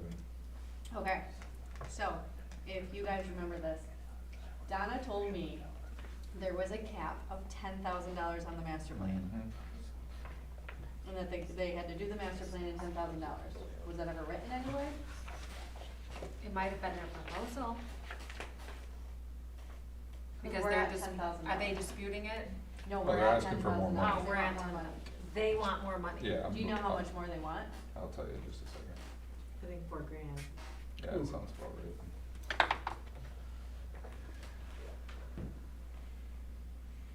Yep, on the money, $4,000. So was that ever in writing that they would do it at $10,000? Look, I have no recollection of the $10,000 thing whatsoever, that Donna mentioned, so. Do you?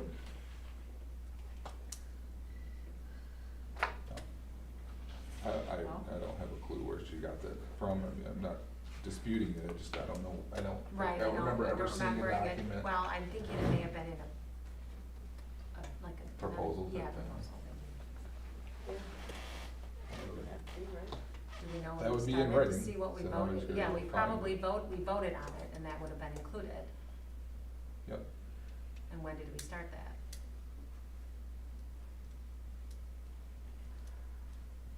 I don't remember, so let's go digging through the minutes. to Digging see through the find minutes. that. 3 years ago? The master plan? Master plan? Somebody needs Yeah. to look through the minutes Yeah. behind it and see if it's there. Yeah, Was it last Has to summer? be They're done saying every that 5 they- years? Right, I think we started it last summer. So that Yeah. because we knew it would take a long time for all that stuff, I think we started it last summer. So starting in too. January. I just wanna make sure, like, I get we have to finish it, Mhm. I understand that. Mhm. Before we agree to give them more money, Mhm. was that an actual deal that it was Is gonna there cost? cost not to exceed, or are we, you know, Yes. are we in line or out of line, right? It's a change of subject, but I would like to see a copy for each of us in the draft form, so that we can recommend changes before it's, passed on. For the master plan? Yeah. yeah, I'm not Mas- sure what the legal What the procedure is for that? procedure is on that. The master Yeah. plan is the basis for the zoning. Yes, but whether or not we can have a preview and then give them something before they've even approved it, I don't know if we can do that. We could do it as public, but not as. You can do it as board. public, Yeah. yeah. So, yeah, well, we can ask and see what the legality is of that. So it's basically, the full content of the master plan is now drafted and ready to be compiled into a complete document. The next phase in the process is to format and lay out the report in Adobe. This step ensures the final plan is visually clear, consistent, user-friendly, with maps, charts, and graphics presented in an engaging format. To complete this layout and production step, Beckett and Rear anticipates approximately 30 staff hours for a total of $4,000. We propose distributing this cost across the July and August billing cycle.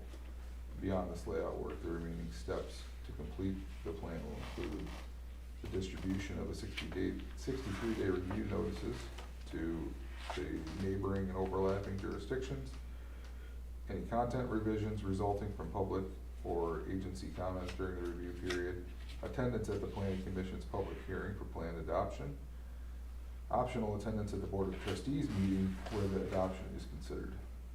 The cost of the 4 remaining steps are estimated to be small, likely an estimated $1,000 max. So it'd be $4,000 to finish it, plus $1,000 for those 4 things that I just mentioned. I believe it provides a clear picture of the time and cost commitment necessary. So, we can either. So say no, 5,000, yeah, 5,000? Another 5,000 to finish the master plan.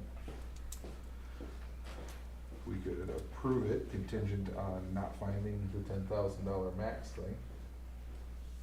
And that way we can send the bulldog here out there and Well, it costs $10,000 to get to this point. to this point, and then they want half of that, so you went through all that work, right, and rewrote it all, did whatever they did for $10,000, and they want half of that amount just to publish it. Mhm. Seems like the work's done, doesn't it? Well, the data collection, kinda like the cemetery thing. The data's hard all part's there, now done, you gotta yeah. put it all in the thing, and that takes time, so. They said it takes 30 hours to put it all in. If they got it all written, it doesn't seem like it takes 30 hours to put it together, but they should know. Yeah, but we have to have it done this year, right? What's the deadline? thirty-first at midnight, I don't know, I'm not sure. Do you know the deadline? Could you not? I don't think there's any real, Just by the end of this year. the county one was 2 years behind, and Ask Becky nobody's Brady gonna do Bill. anything. Yeah, to we'll us. ask Beckett Rader, that's not a problem, but my point, I guess, if we, do we wanna do the approval preemptively, so we're not waiting until the August meeting to approve it, to continue the process for the planning commission? Yeah, I mean, If we can't find anything, then there's nothing we can do. there's There's nothing not we much can we do can do about it, anyways. yeah. Right, and we need it, so, Okay, well, I'll make that motion, that contingent on not finding the $10,000 maximum that has been described to us in any written document, we approve the $4,000 in estimated fees for the completion of the master plan plus the up to $1,000 for the ancillary items proposed by Beckett and Reader. Cause I'm sure we're gonna want somebody at that meeting, That would be wise. that's what I thought.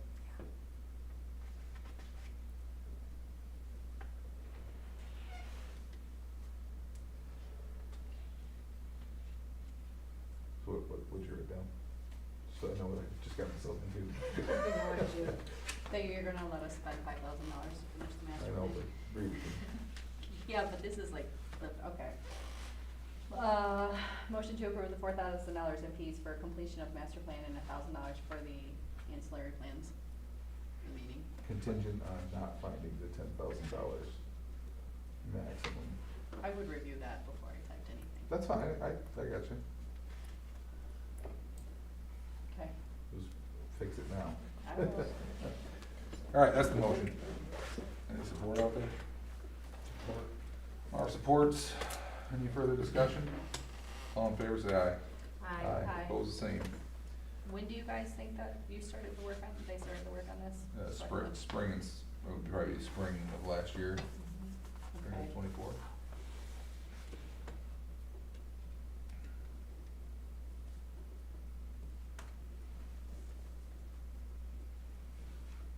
Okay. Okay, we talked about the tree removal already, but we're waiting on bids for that. Richard had mentioned you wanna talk a little bit more about extending 6 Mile all the way to Bridge Street. Yes, thank you. Yeah, So, please help me understand again, I didn't write it down, or if I did, I can't find it, what those bids were to do that, and I'm glad Jerry's still here. It just seems like if there's any way we could make this happen, this would be the time to do it. So, I'd like to talk about those numbers again. And what, I see $95,000 still in the township road money, is that, do we have that committed somewhere already? Well, part of that. Total Lake, yeah, Total Lake. That's we not haven't paid for yet? 26. no, I don't think We have not paid for that. And we only paid the deposit, so there's gonna be, so we paid what, 190, I believe? 193.5. Yeah, we got 193.5 for 6 Mile. The total is 258, Okay. I think, in May, is the number. Was in any my of head. that balance, was any of that coming out of our county match? What did we Yeah, get, so there's gonna, 13,000? yeah, it's gonna be at 40, cause we didn't use it last year. Okay. So it's closer to 40. So there is a potential, is there a potential 35. that 193 is basically what we owe on 6 Mile? No, they always bill us a balance. They Yeah, there's always gonna be a bill us. balance. Yeah, and then Toad Lake Road is, yeah, About 25,000 on 6 Mile, about 26,000 on Toad Lake. So you got 40 to work with there. and that's it until December. There's no road levy until December, so there's no road money coming in until December. Okay. And the bids are, But I appreciate you saying that too, because the people of the village pay, they pay They two do, mills for yeah. road millage also, you know, they Absolutely. pay the assessment to the village, but they also pay township road tax, and, you know, we all drive the same roads, so. Yep, agreed. And that's, yeah, Payne and Dolan, according to Jerry, said that they could get all the way to the bridge for 190,000. So that includes both of those intersections. I haven't gotten a call back from Pete at the road commission, Yeah, 190,000 to go from the village limit, Wow. all the way to the bridge. So we're 150 short. Yeah, only $150,000. And the village has no money that they're interested, right, Jerry? You mentioned that in doing any of that? Okay.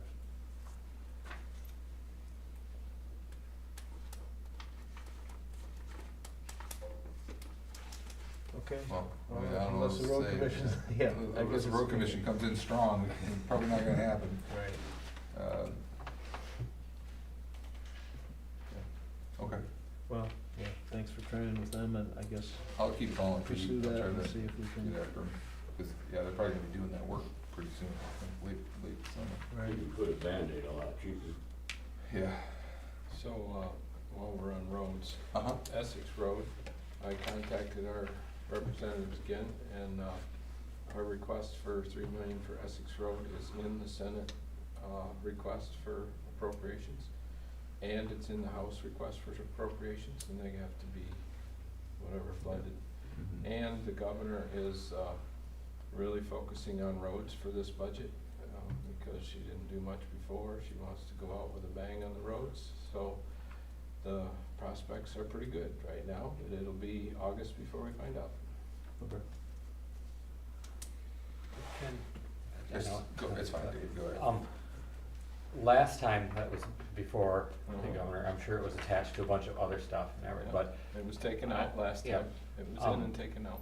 I think, as it gets closer, or any way that our constituents can write letters or support that, Yeah, it's- the sooner we know, I mean, we didn't know till after it was denied Yeah, that it's a fair it even point. had even made it that far.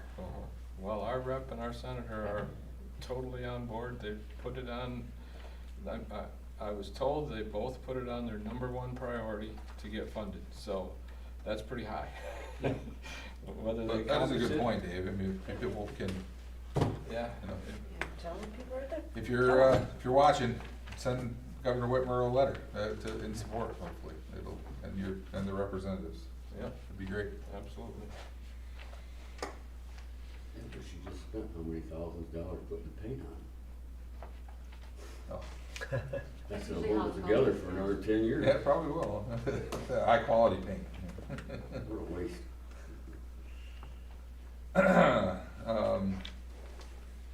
We gotta know when the pothole bounces you across the center line, right? It's just like they did this ditch out here. Why did they dig that ditch out? That's just gonna be a great big mosquito haven. Which one's that? A ditch on the way. Well, they out. did a dig 6 Dollar ponds. General. There's no culverts getting rid of the water. Oh, yeah. Just gonna- They don't- Why don't they make the people that got the driveway with no culverts, put a culvert in? It's the county for you. They ain't gonna do nothing. And it took them 2 weeks to do what they've done. I mean, there's no money down there, but there's no accountability either, so. Well, and Are they putting a culvert on Slough Road or Charlotte? didn't even know there were, didn't know they were digging. Oh, they're not digging the road, it's gone. Oh, You can only get down Best Road, you can't go through on Flag or Slough Road. oh, really? It's washed out between Boss Road and Flag Road. They got culverts there, so I'm assuming the Charlotte. Oh, so you have to turn up Slough and go up to, Well, up there. Slough's the borderline of Charlotte. yeah, right now. no, I know that, but, so we're talking about, it's up on top of the hill that it's washed out? Beyond Metz, between Yeah, Metz and Metz. Boss. Okay. That's Between washed- Metz Road and Boss Road. In the swamp. Okay. But there, like I say, there's culverts there, so I'm assuming that somebody's putting them in. Okay. Oh, and then somebody asked me about the bush hog that they're running like 12 feet off the side of the road. I don't know what that's all about. I don't think, The 3-foot motor? yeah, My kid even asked about that. I thought, when I first saw it, somebody was just mowing themselves a little walkway, but then I saw it everywhere in the Yeah. township. Supposedly there's a guy that does the trimming, knocks everything back, and somebody will come back through and mow it out the rest of the way. Different mower. Well, we'll see what happens with that. All right, topical speakers at board meetings. So we wanna talk about this and how do we wanna handle if a board member wants someone to present at a meeting, how do we wanna handle that? Nope. Okay? I thought Needs a about hard that. no. I saw that, I don't know what it's about, I don't know what precipitated it, but if someone wants to come and speak at public comment, but I think if we wanna have a speaker come, then we can always, like a board member can coordinate the use of this hall and invite the public. But I think this is our business meetings, and again, anyone can come and speak at public and speak, and I really wanna hear from the people in the community. I don't come here to be entertained, clearly, but that's just my thought on it. You may all feel differently, but that's my thought on it. I agree with Katie. I agree It's 100%.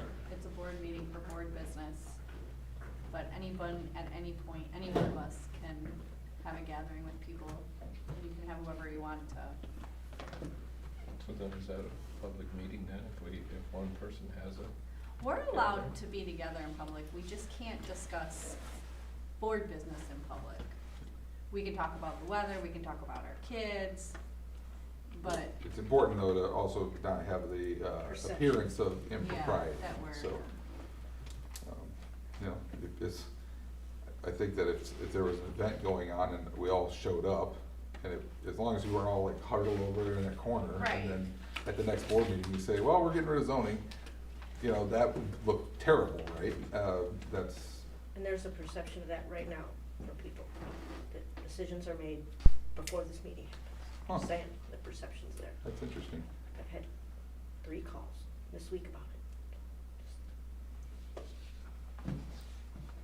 I think there's times when there's things come up that we could use an expert to give us an opinion or insight into causes and effects of various things. But- Sometimes we don't know it all. Yeah, I agree Well, with you, and if we that's decide what I and hear say, something. we need someone to come from MTA and talk about this new preemptive zoning law or whatever, absolutely, as a board, and if it's applicable to what, you know, a decision we're making, absolutely, but I think that should be something the board decides, or if we're gonna get legal counsel. But yeah, these are board meetings, we have people here that are here for hours. Not I'm just- lobbyists, So- from the so- aggregate company, the Yeah. aggregate industry, Yeah, lobbyists from lobbyists, them. I mean, like there are a that. lot of really good lobbyists that have really good talking points and they're very engaging and entertaining, but I don't think we wanna start promoting viewpoints either. So I think we need to be careful, but as far as experts coming in, yeah, our attorney, our planning consultant, but I think if the board decides we need to learn something more, we could decide as a board who we're gonna consult with and who we're gonna bring in. Who we wanna bring in. Again, Yeah. anyone can speak during public comment and Yeah. present any viewpoint, you know. Yep. Yeah, you won't get anybody from, I mean, not anybody from out of the area, but anybody from any type of research or policy, even MTA, aren't gonna come up here to talk about preemptive zoning for 3 minutes. No, but at that point, we could. No, we would say that we she's saying. decide as a board, we would vote on it and say, I think we really need to get, you know, and MTA is our lobbyist group that we support because they take positions on things for townships and they give us perspective. We think this is, you know, this is coming down. I guess, short answer, no, unless the board decides As a group. and Yeah. votes to have it and On a case-by-case basis. Yeah, I think that's, that should be, Yeah, I it don't- should be brought to a meeting, Mhm. discussed, had a vote, Mhm. and then, Mhm. yeah, then that, whatever, Yeah. maybe it could come, if we all agree on it. these aren't But- Bayview lecture series. I mean, this is, again, it's a board meeting. Yeah. And we need to keep on task. And again, there are wonderful speakers, there are wonderful people with great viewpoints. And if we wanna pursue that outside of meetings and go and listen to someone speak, they're doing things at the library or the college, more power to you. But Yeah. I don't think we wanna turn the board meetings into I those. agree 100%.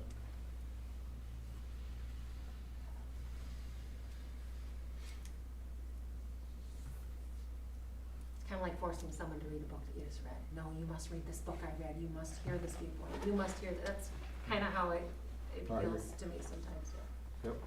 Any other discussion on that? Okay. Alright, so we'll handle that in the future. That's good. Okay, talked about that.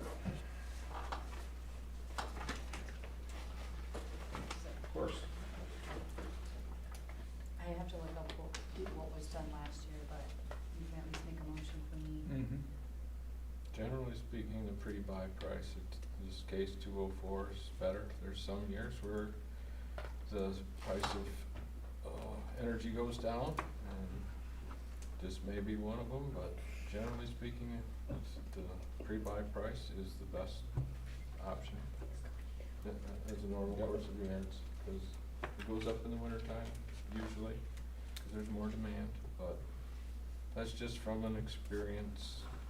We do have a credit from last year, so that can be applied, and I can look and see how much was ordered. I would think same amount as last year. How much we ordered last year would be adequate. I mean, last year was a pretty cold winter, I bet. I don't know, maybe I'm just remembering specific days, but. We had extra snow last year anyway. What's that? Long. Yeah, it was long. We just need to ensure we're not paying any applicable sales tax. And take off the sales tax. Yes, it says sales tax on that. Yeah, it does, it says applicable sales tax. Well, it's not. I would assume the farmer's exchange is gonna be a Yes. preferred. Preferred vendor? Yes. Yeah, It's not applicable then.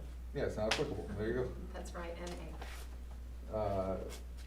I'll So- make a motion to pre-buy as many gallons as we ordered last year, or pre-bought last year. Exactly to the Okay. penny. We'll just Yes. make Got it it. easy, and if we have a credit, great. If we have to pay another bill at the end of the year, we'll pay a bill. Okay. Support.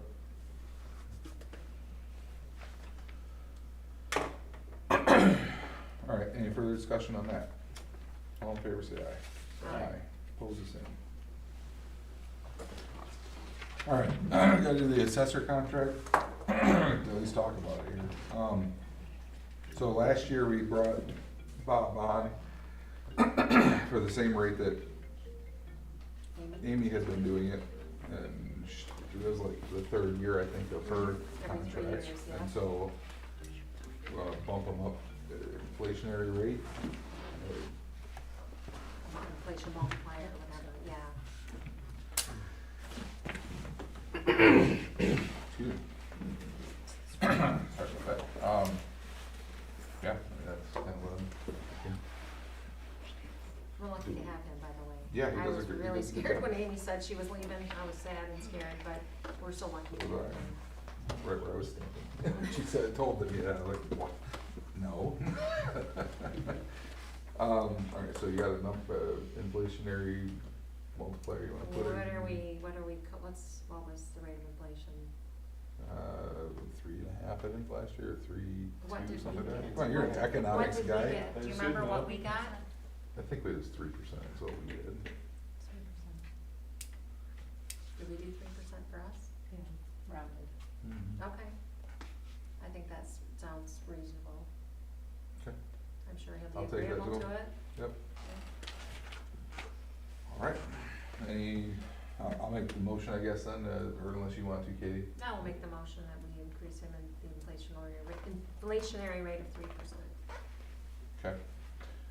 Any And further continue his discussion? contract. I'll support it.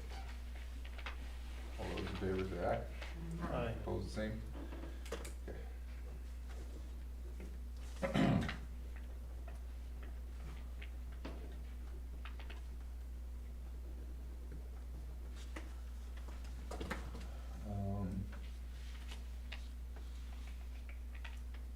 Should that be 3% on the original number? Cause it's been 3 years worth of inflation. You know what I mean? Just do 3% if he. See what he says? Yeah. Okay. All right, I just wanted to throw that out there before I take it to him. Okay? All right, budget amendments, get that thing.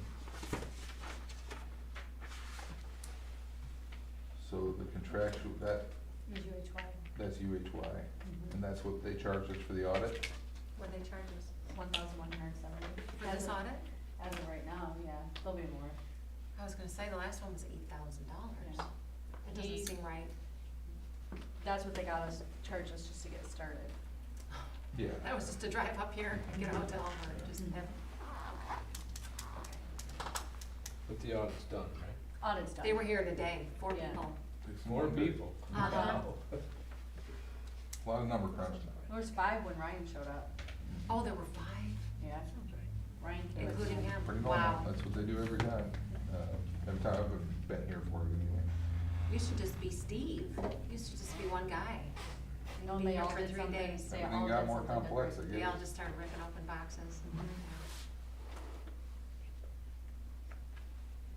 So I don't know if you want to just increase it by that for right now until I get another bill.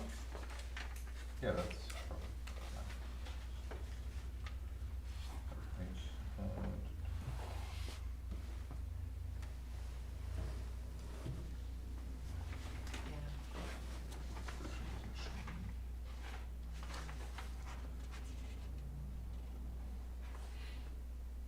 Well, yeah, we can just do a budget amendment to increase the budget for the assessor services by the 1170, so that it matches what they've charged us so far. And take that out of reserve for now, unless somebody has a different spot they'd like to cut, but if we do it to the reserve, then we can make the adjustments later to go out of the movement from reserve to, and from other places where we might not have spent quite as much. So, The next one is the Charlevoix Library. and the Charlevoix Library needs to be increased by $1,000 to $6,000 to match the contract that we signed.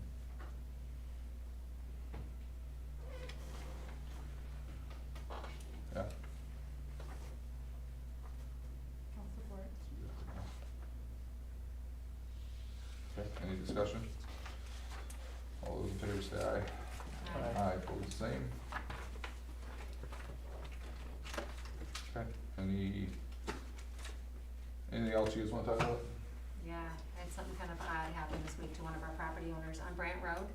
Uh-huh. So Brant Road comes off Rex Beach, and it also comes off Old Dixie, and kind of meets at a property there, Betty Stevens. And Okay. she owns 2 properties, one in section 13, one in section 14. She can't combine them because they're in different sections. Uh-huh. And there was kind of like a 2-track or something in between them, and she had put a gate there. Someone from the road commission showed up and said, "This is Brant Road. Take down that gate, we're reclaiming it." And she was like, "What?"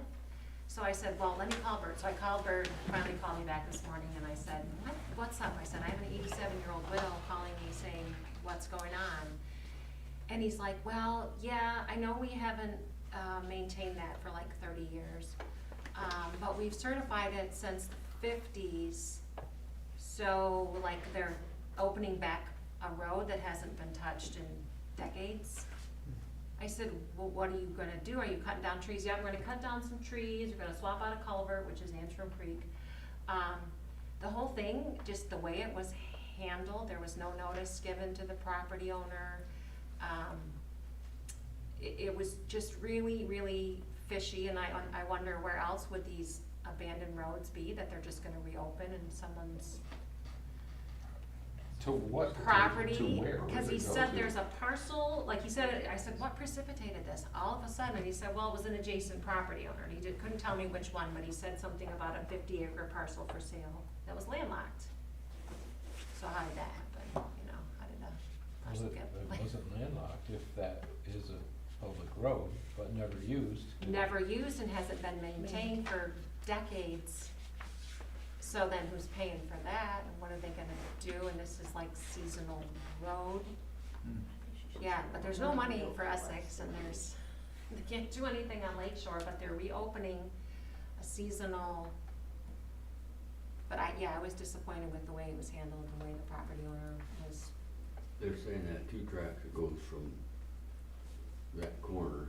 Yeah, comes it almost, out it would and comes- end up at the Dells, it would end Comes up out at and the then Dells. from Dells, Yeah. cut across the snowmobile. They're all the saying time. that is legitimately a road, and that's their road, and they're taking it back. Can they're they gonna prove it's a reopen it up. platted road? It's a what? Can they prove it's a platted road? Well, my parents have plat maps going back into the 70s, and in a couple of the plat maps, it doesn't show it, it doesn't even show it.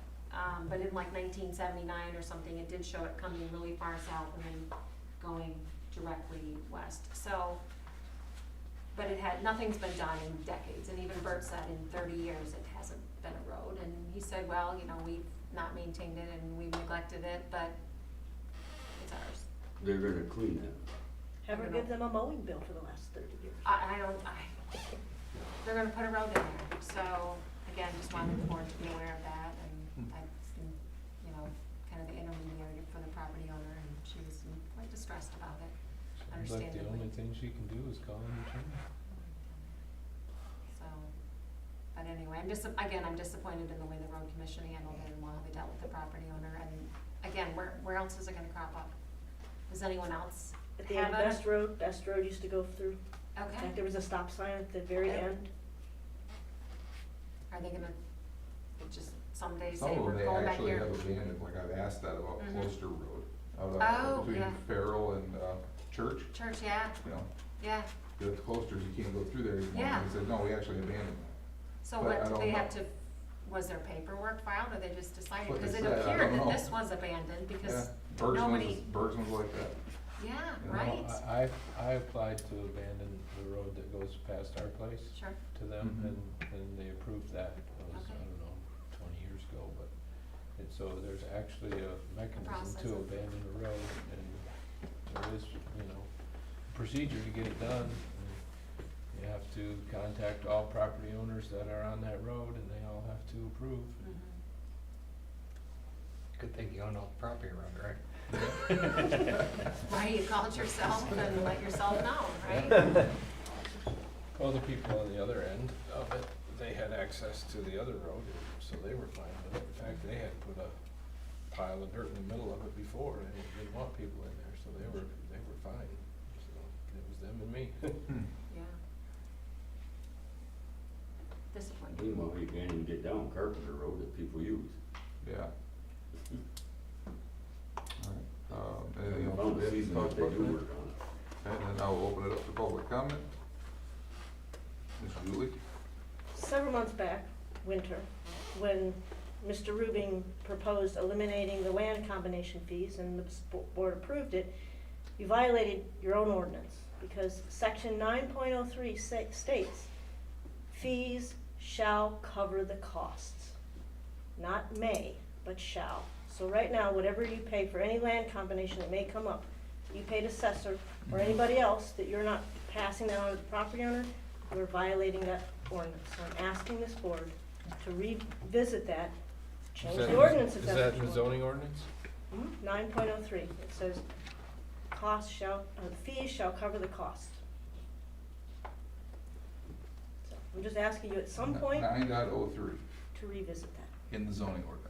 So that you're not violating your zoning ordinance, because I don't know I don't know if I go to the zoning administrator to say that the board is violating the zoning ordinance, but you are.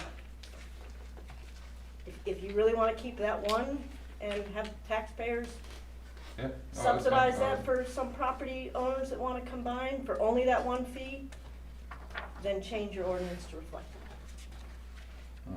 That's what I'm asking. Thank you. That's fine. No, that's good.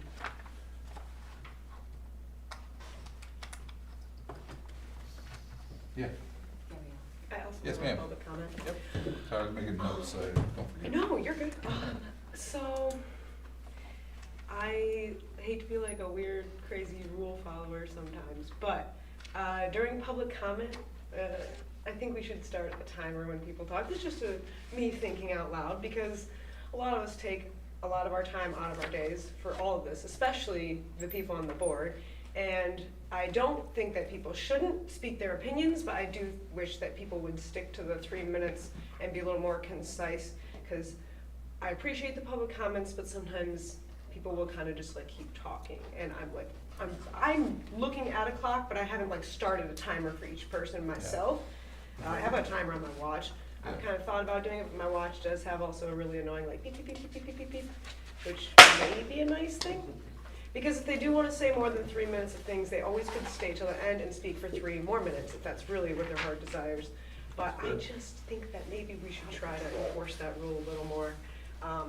Especially when it like jumps back and forth. I mean, I get somebody's already talked and they want to say more, and they might have another minute and 50 seconds, whatever left. But I do think we should maybe try to start a phone timer or something, just my thoughts, A gong, not maybe? gong, something like that. Name it gong. Because then everybody gets more of a chance to talk, and it's not just like 1 or 2 people kind of like talking for a really long time, just because they have a lot to say. Yeah. And That's a fair point. I think that'd be awesome. Everyone sitting here, I think, has told me that. They need to address the chair, not turn and talk to each other. That's totally out of order. There fair. should be a call for order for the chair when that stuff happens. Wrangle it. Okay. Go ahead, Travis. With Beck and the radar, one of the things I thought you might be able to talk more on, it seemed to me like with the price over range, I get there's sometimes they need to be there, but with them preparing like the meeting for what the minutes and stuff, we're paying Cindy to take minutes, which I'm sure is charging less than like the radar. I guarantee it. Why are we paying them to be at every meeting if they're not needed, and to prepare all this stuff that, you know, that Cindy or somebody on the board could do? That seems to me like there could save hundreds of dollars, and just with that little thing. And to the point with the 3 minute, I would be all for the 3 minute, but where you lose your time in all the meetings I've been to is the back and forth with the audience. If you're getting forced a 3 minute, then you gotta enforce that nobody here talks until it's public comment time. There's no 2 cents from the audience because I think I know something or I want to put my opinion in. Yeah. You know, if we're gonna keep it an open meeting, like be able back and forth, but you gotta have it both ways. You can't just, Yeah, you gotta pick a way. you gotta pick it, we're limiting to 3 minutes before and after, but you gotta cut down, if you're gonna do that, then you gotta cut down on all the 2 cents worth of belts puts in, so. Yeah, that's been a struggle for me the whole time, right? This is our one meeting, it's an opportunity, it's a meeting for everybody for us to do our business, right? That's the main point of the whole meeting, but it's also the only one time when we're actually all in one spot where somebody can communicate, so it's always been a tough spot for me. Do we let it happen, do we not? I'm okay either way. If the board wants to hammer it down to 3 minutes, no problem. Either way is fine with me. I can do that. Katie's shaking her head. Yeah, I think that's wise, Okay. yeah. That's fine. We've done it this way for 4.5 years, so, you know, shame on me, whatever. Go ahead, Patty. I'll be quick. 3 minutes, go. A couple things, I might be getting ahead of myself, but, I would hope that, the results of the audit would be on the website in some form and who's performed them, and, they'll have their own professional comments on that.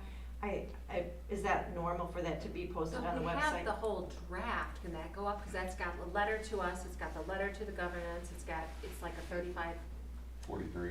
Yeah, I mean that, We can, it's not final, oh yeah, so I it's guess not I would final, be but better. absolutely, we should Yeah. get a final copy. Be better Yeah. once And the that- final. Yeah, and that can yeah. just be up there. Yeah, so hopefully I maybe think with I the thought we put it development up there of. before, but maybe not. Go ahead, I'll let you finish. Oh, that's all, I would hope that would be open for the public review. Yes. Because they have Should be. I know that auditors have comments. The other thing I have to say about, this would be my first master plan going through that, and knowing that we have to do that every 5 years, if you wanna make a budget amendment, or confer with Becca and Raider and say, what's your typical, what does it cost, how many man hours does it typically take, and then, put that into yearly, so it's not such a big hit at once. I don't know about that. But, the other thing is I heard a comment about, there's no one checking to see that it's done every 5 years, and that's true, there's no, police making sure that you do that, but if you do, and you have a variance, like we were talking tonight, you have legal exposure, cause as I was taught, if someone has a variance request, and we haven't done our 5-year audit, all they have to do is say, hey, you haven't done your 5-year audit. Exactly. And so you have to grant me this, so, I know maybe you already know that, but, No, you're right. It's a liability, if we don't have it done, absolutely. so. That's all I have to say, thank you. Are you comfortable cause you're chair, are you comfortable doing the meeting packet and getting that out to the board and the agenda out? Cause that'll cut down on costs there. That will cut down, and then as it was explained to us, we no longer have Ken, who came from northern Emmett County, and he rolled that fee into the transportation to get here. We have someone more local, so that will help too. But yes, and that's between Ruben and I, we'll work that out. Okay. If you don't need them there, we don't need to pay them, it's fine. Yeah, no. There are things like the gravel, you're probably gonna want them there most of the time, right? It's a big deal. Legalities and stuff like that. Yeah. I'm just guessing, that's again up to you guys. to Yeah, no, decide and what you need for I support. know he's available by email or phone call too, and, Okay. I'm sure we probably get charged by, I've never seen a bill from them, so I don't know, I but. can show you. But I've had phone calls with them where he's able to answer questions and so forth, so. It costs more for him to come here, but you guys, yeah, cause he has to travel, but you guys can ask all the same questions, you can email him or call him and ask the same questions. I believe we'll get to that point very quickly. We have a new. Yeah, I'm not asking you to do anything. Yeah. That's, my first thing was, are you comfortable doing the agenda and the meeting packet, cause that right there will start to save, Yeah. then that's good. Yeah, we saw the bills, and the biggest charges by far are the time spent at the meetings. Yeah. Because obviously, he's traveling here and then sits here for the entirety of the meeting, and that adds up way faster than brief emails and phone calls and stuff. Sure. And on the master plan thing, just a point, I was on the county planning commission for 3 years while we redid the county master plan, and we did it all ourselves. We didn't pay anybody. So I don't know, when you really think about what they've done, we just rely on them to do it, and we let them do it, and of course that's easier, but it's not that big a deal. The framework's all there, and you make a few changes, and now we're paying them $15,000 to make these changes. It's kind of a shame. It is. I think under Pat, maybe so we gotta get through this one, but then we'll have an updated one again, and it doesn't really change that much in No. 5 years, It does not. so maybe we don't have to do it again that way. What I just heard is you plan on being on the planning commission for 5 years. And this board. What? That's what I heard, so I'm just gonna put that out there. That's all I got. Let's not go with the experts in civil engineering. Let's just let you do it. Well, all right, anything else? Any other public comment? Yes, sir. Would like to, again, focus on zoning for a minute, and we all know how valuable it is. I appreciated the comments, instructing the public to bring their challenges to the planning commission, on some things that aren't,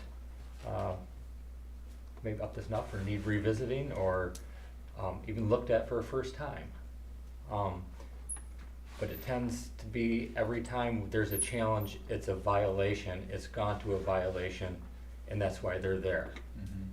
It doesn't, the law is in effect, but they, not knowing the law, it doesn't make it, No defense of the law, right? Exactly. No defense of the violation. So yeah, there's a lot of other ways to deal with these problems. Eliminating zoning just doesn't seem like the fix for everything. And that's what everyone seems to go to every time a change is made. Well, let's just get rid of it. It's not working, it costs money. It does cost money. I would say our taxes in this township are pretty low, and that's a huge part to do with the $100,000 that we get from American Tower. Absolutely. I think our past boards and this board seems very conscious about how the money's spent.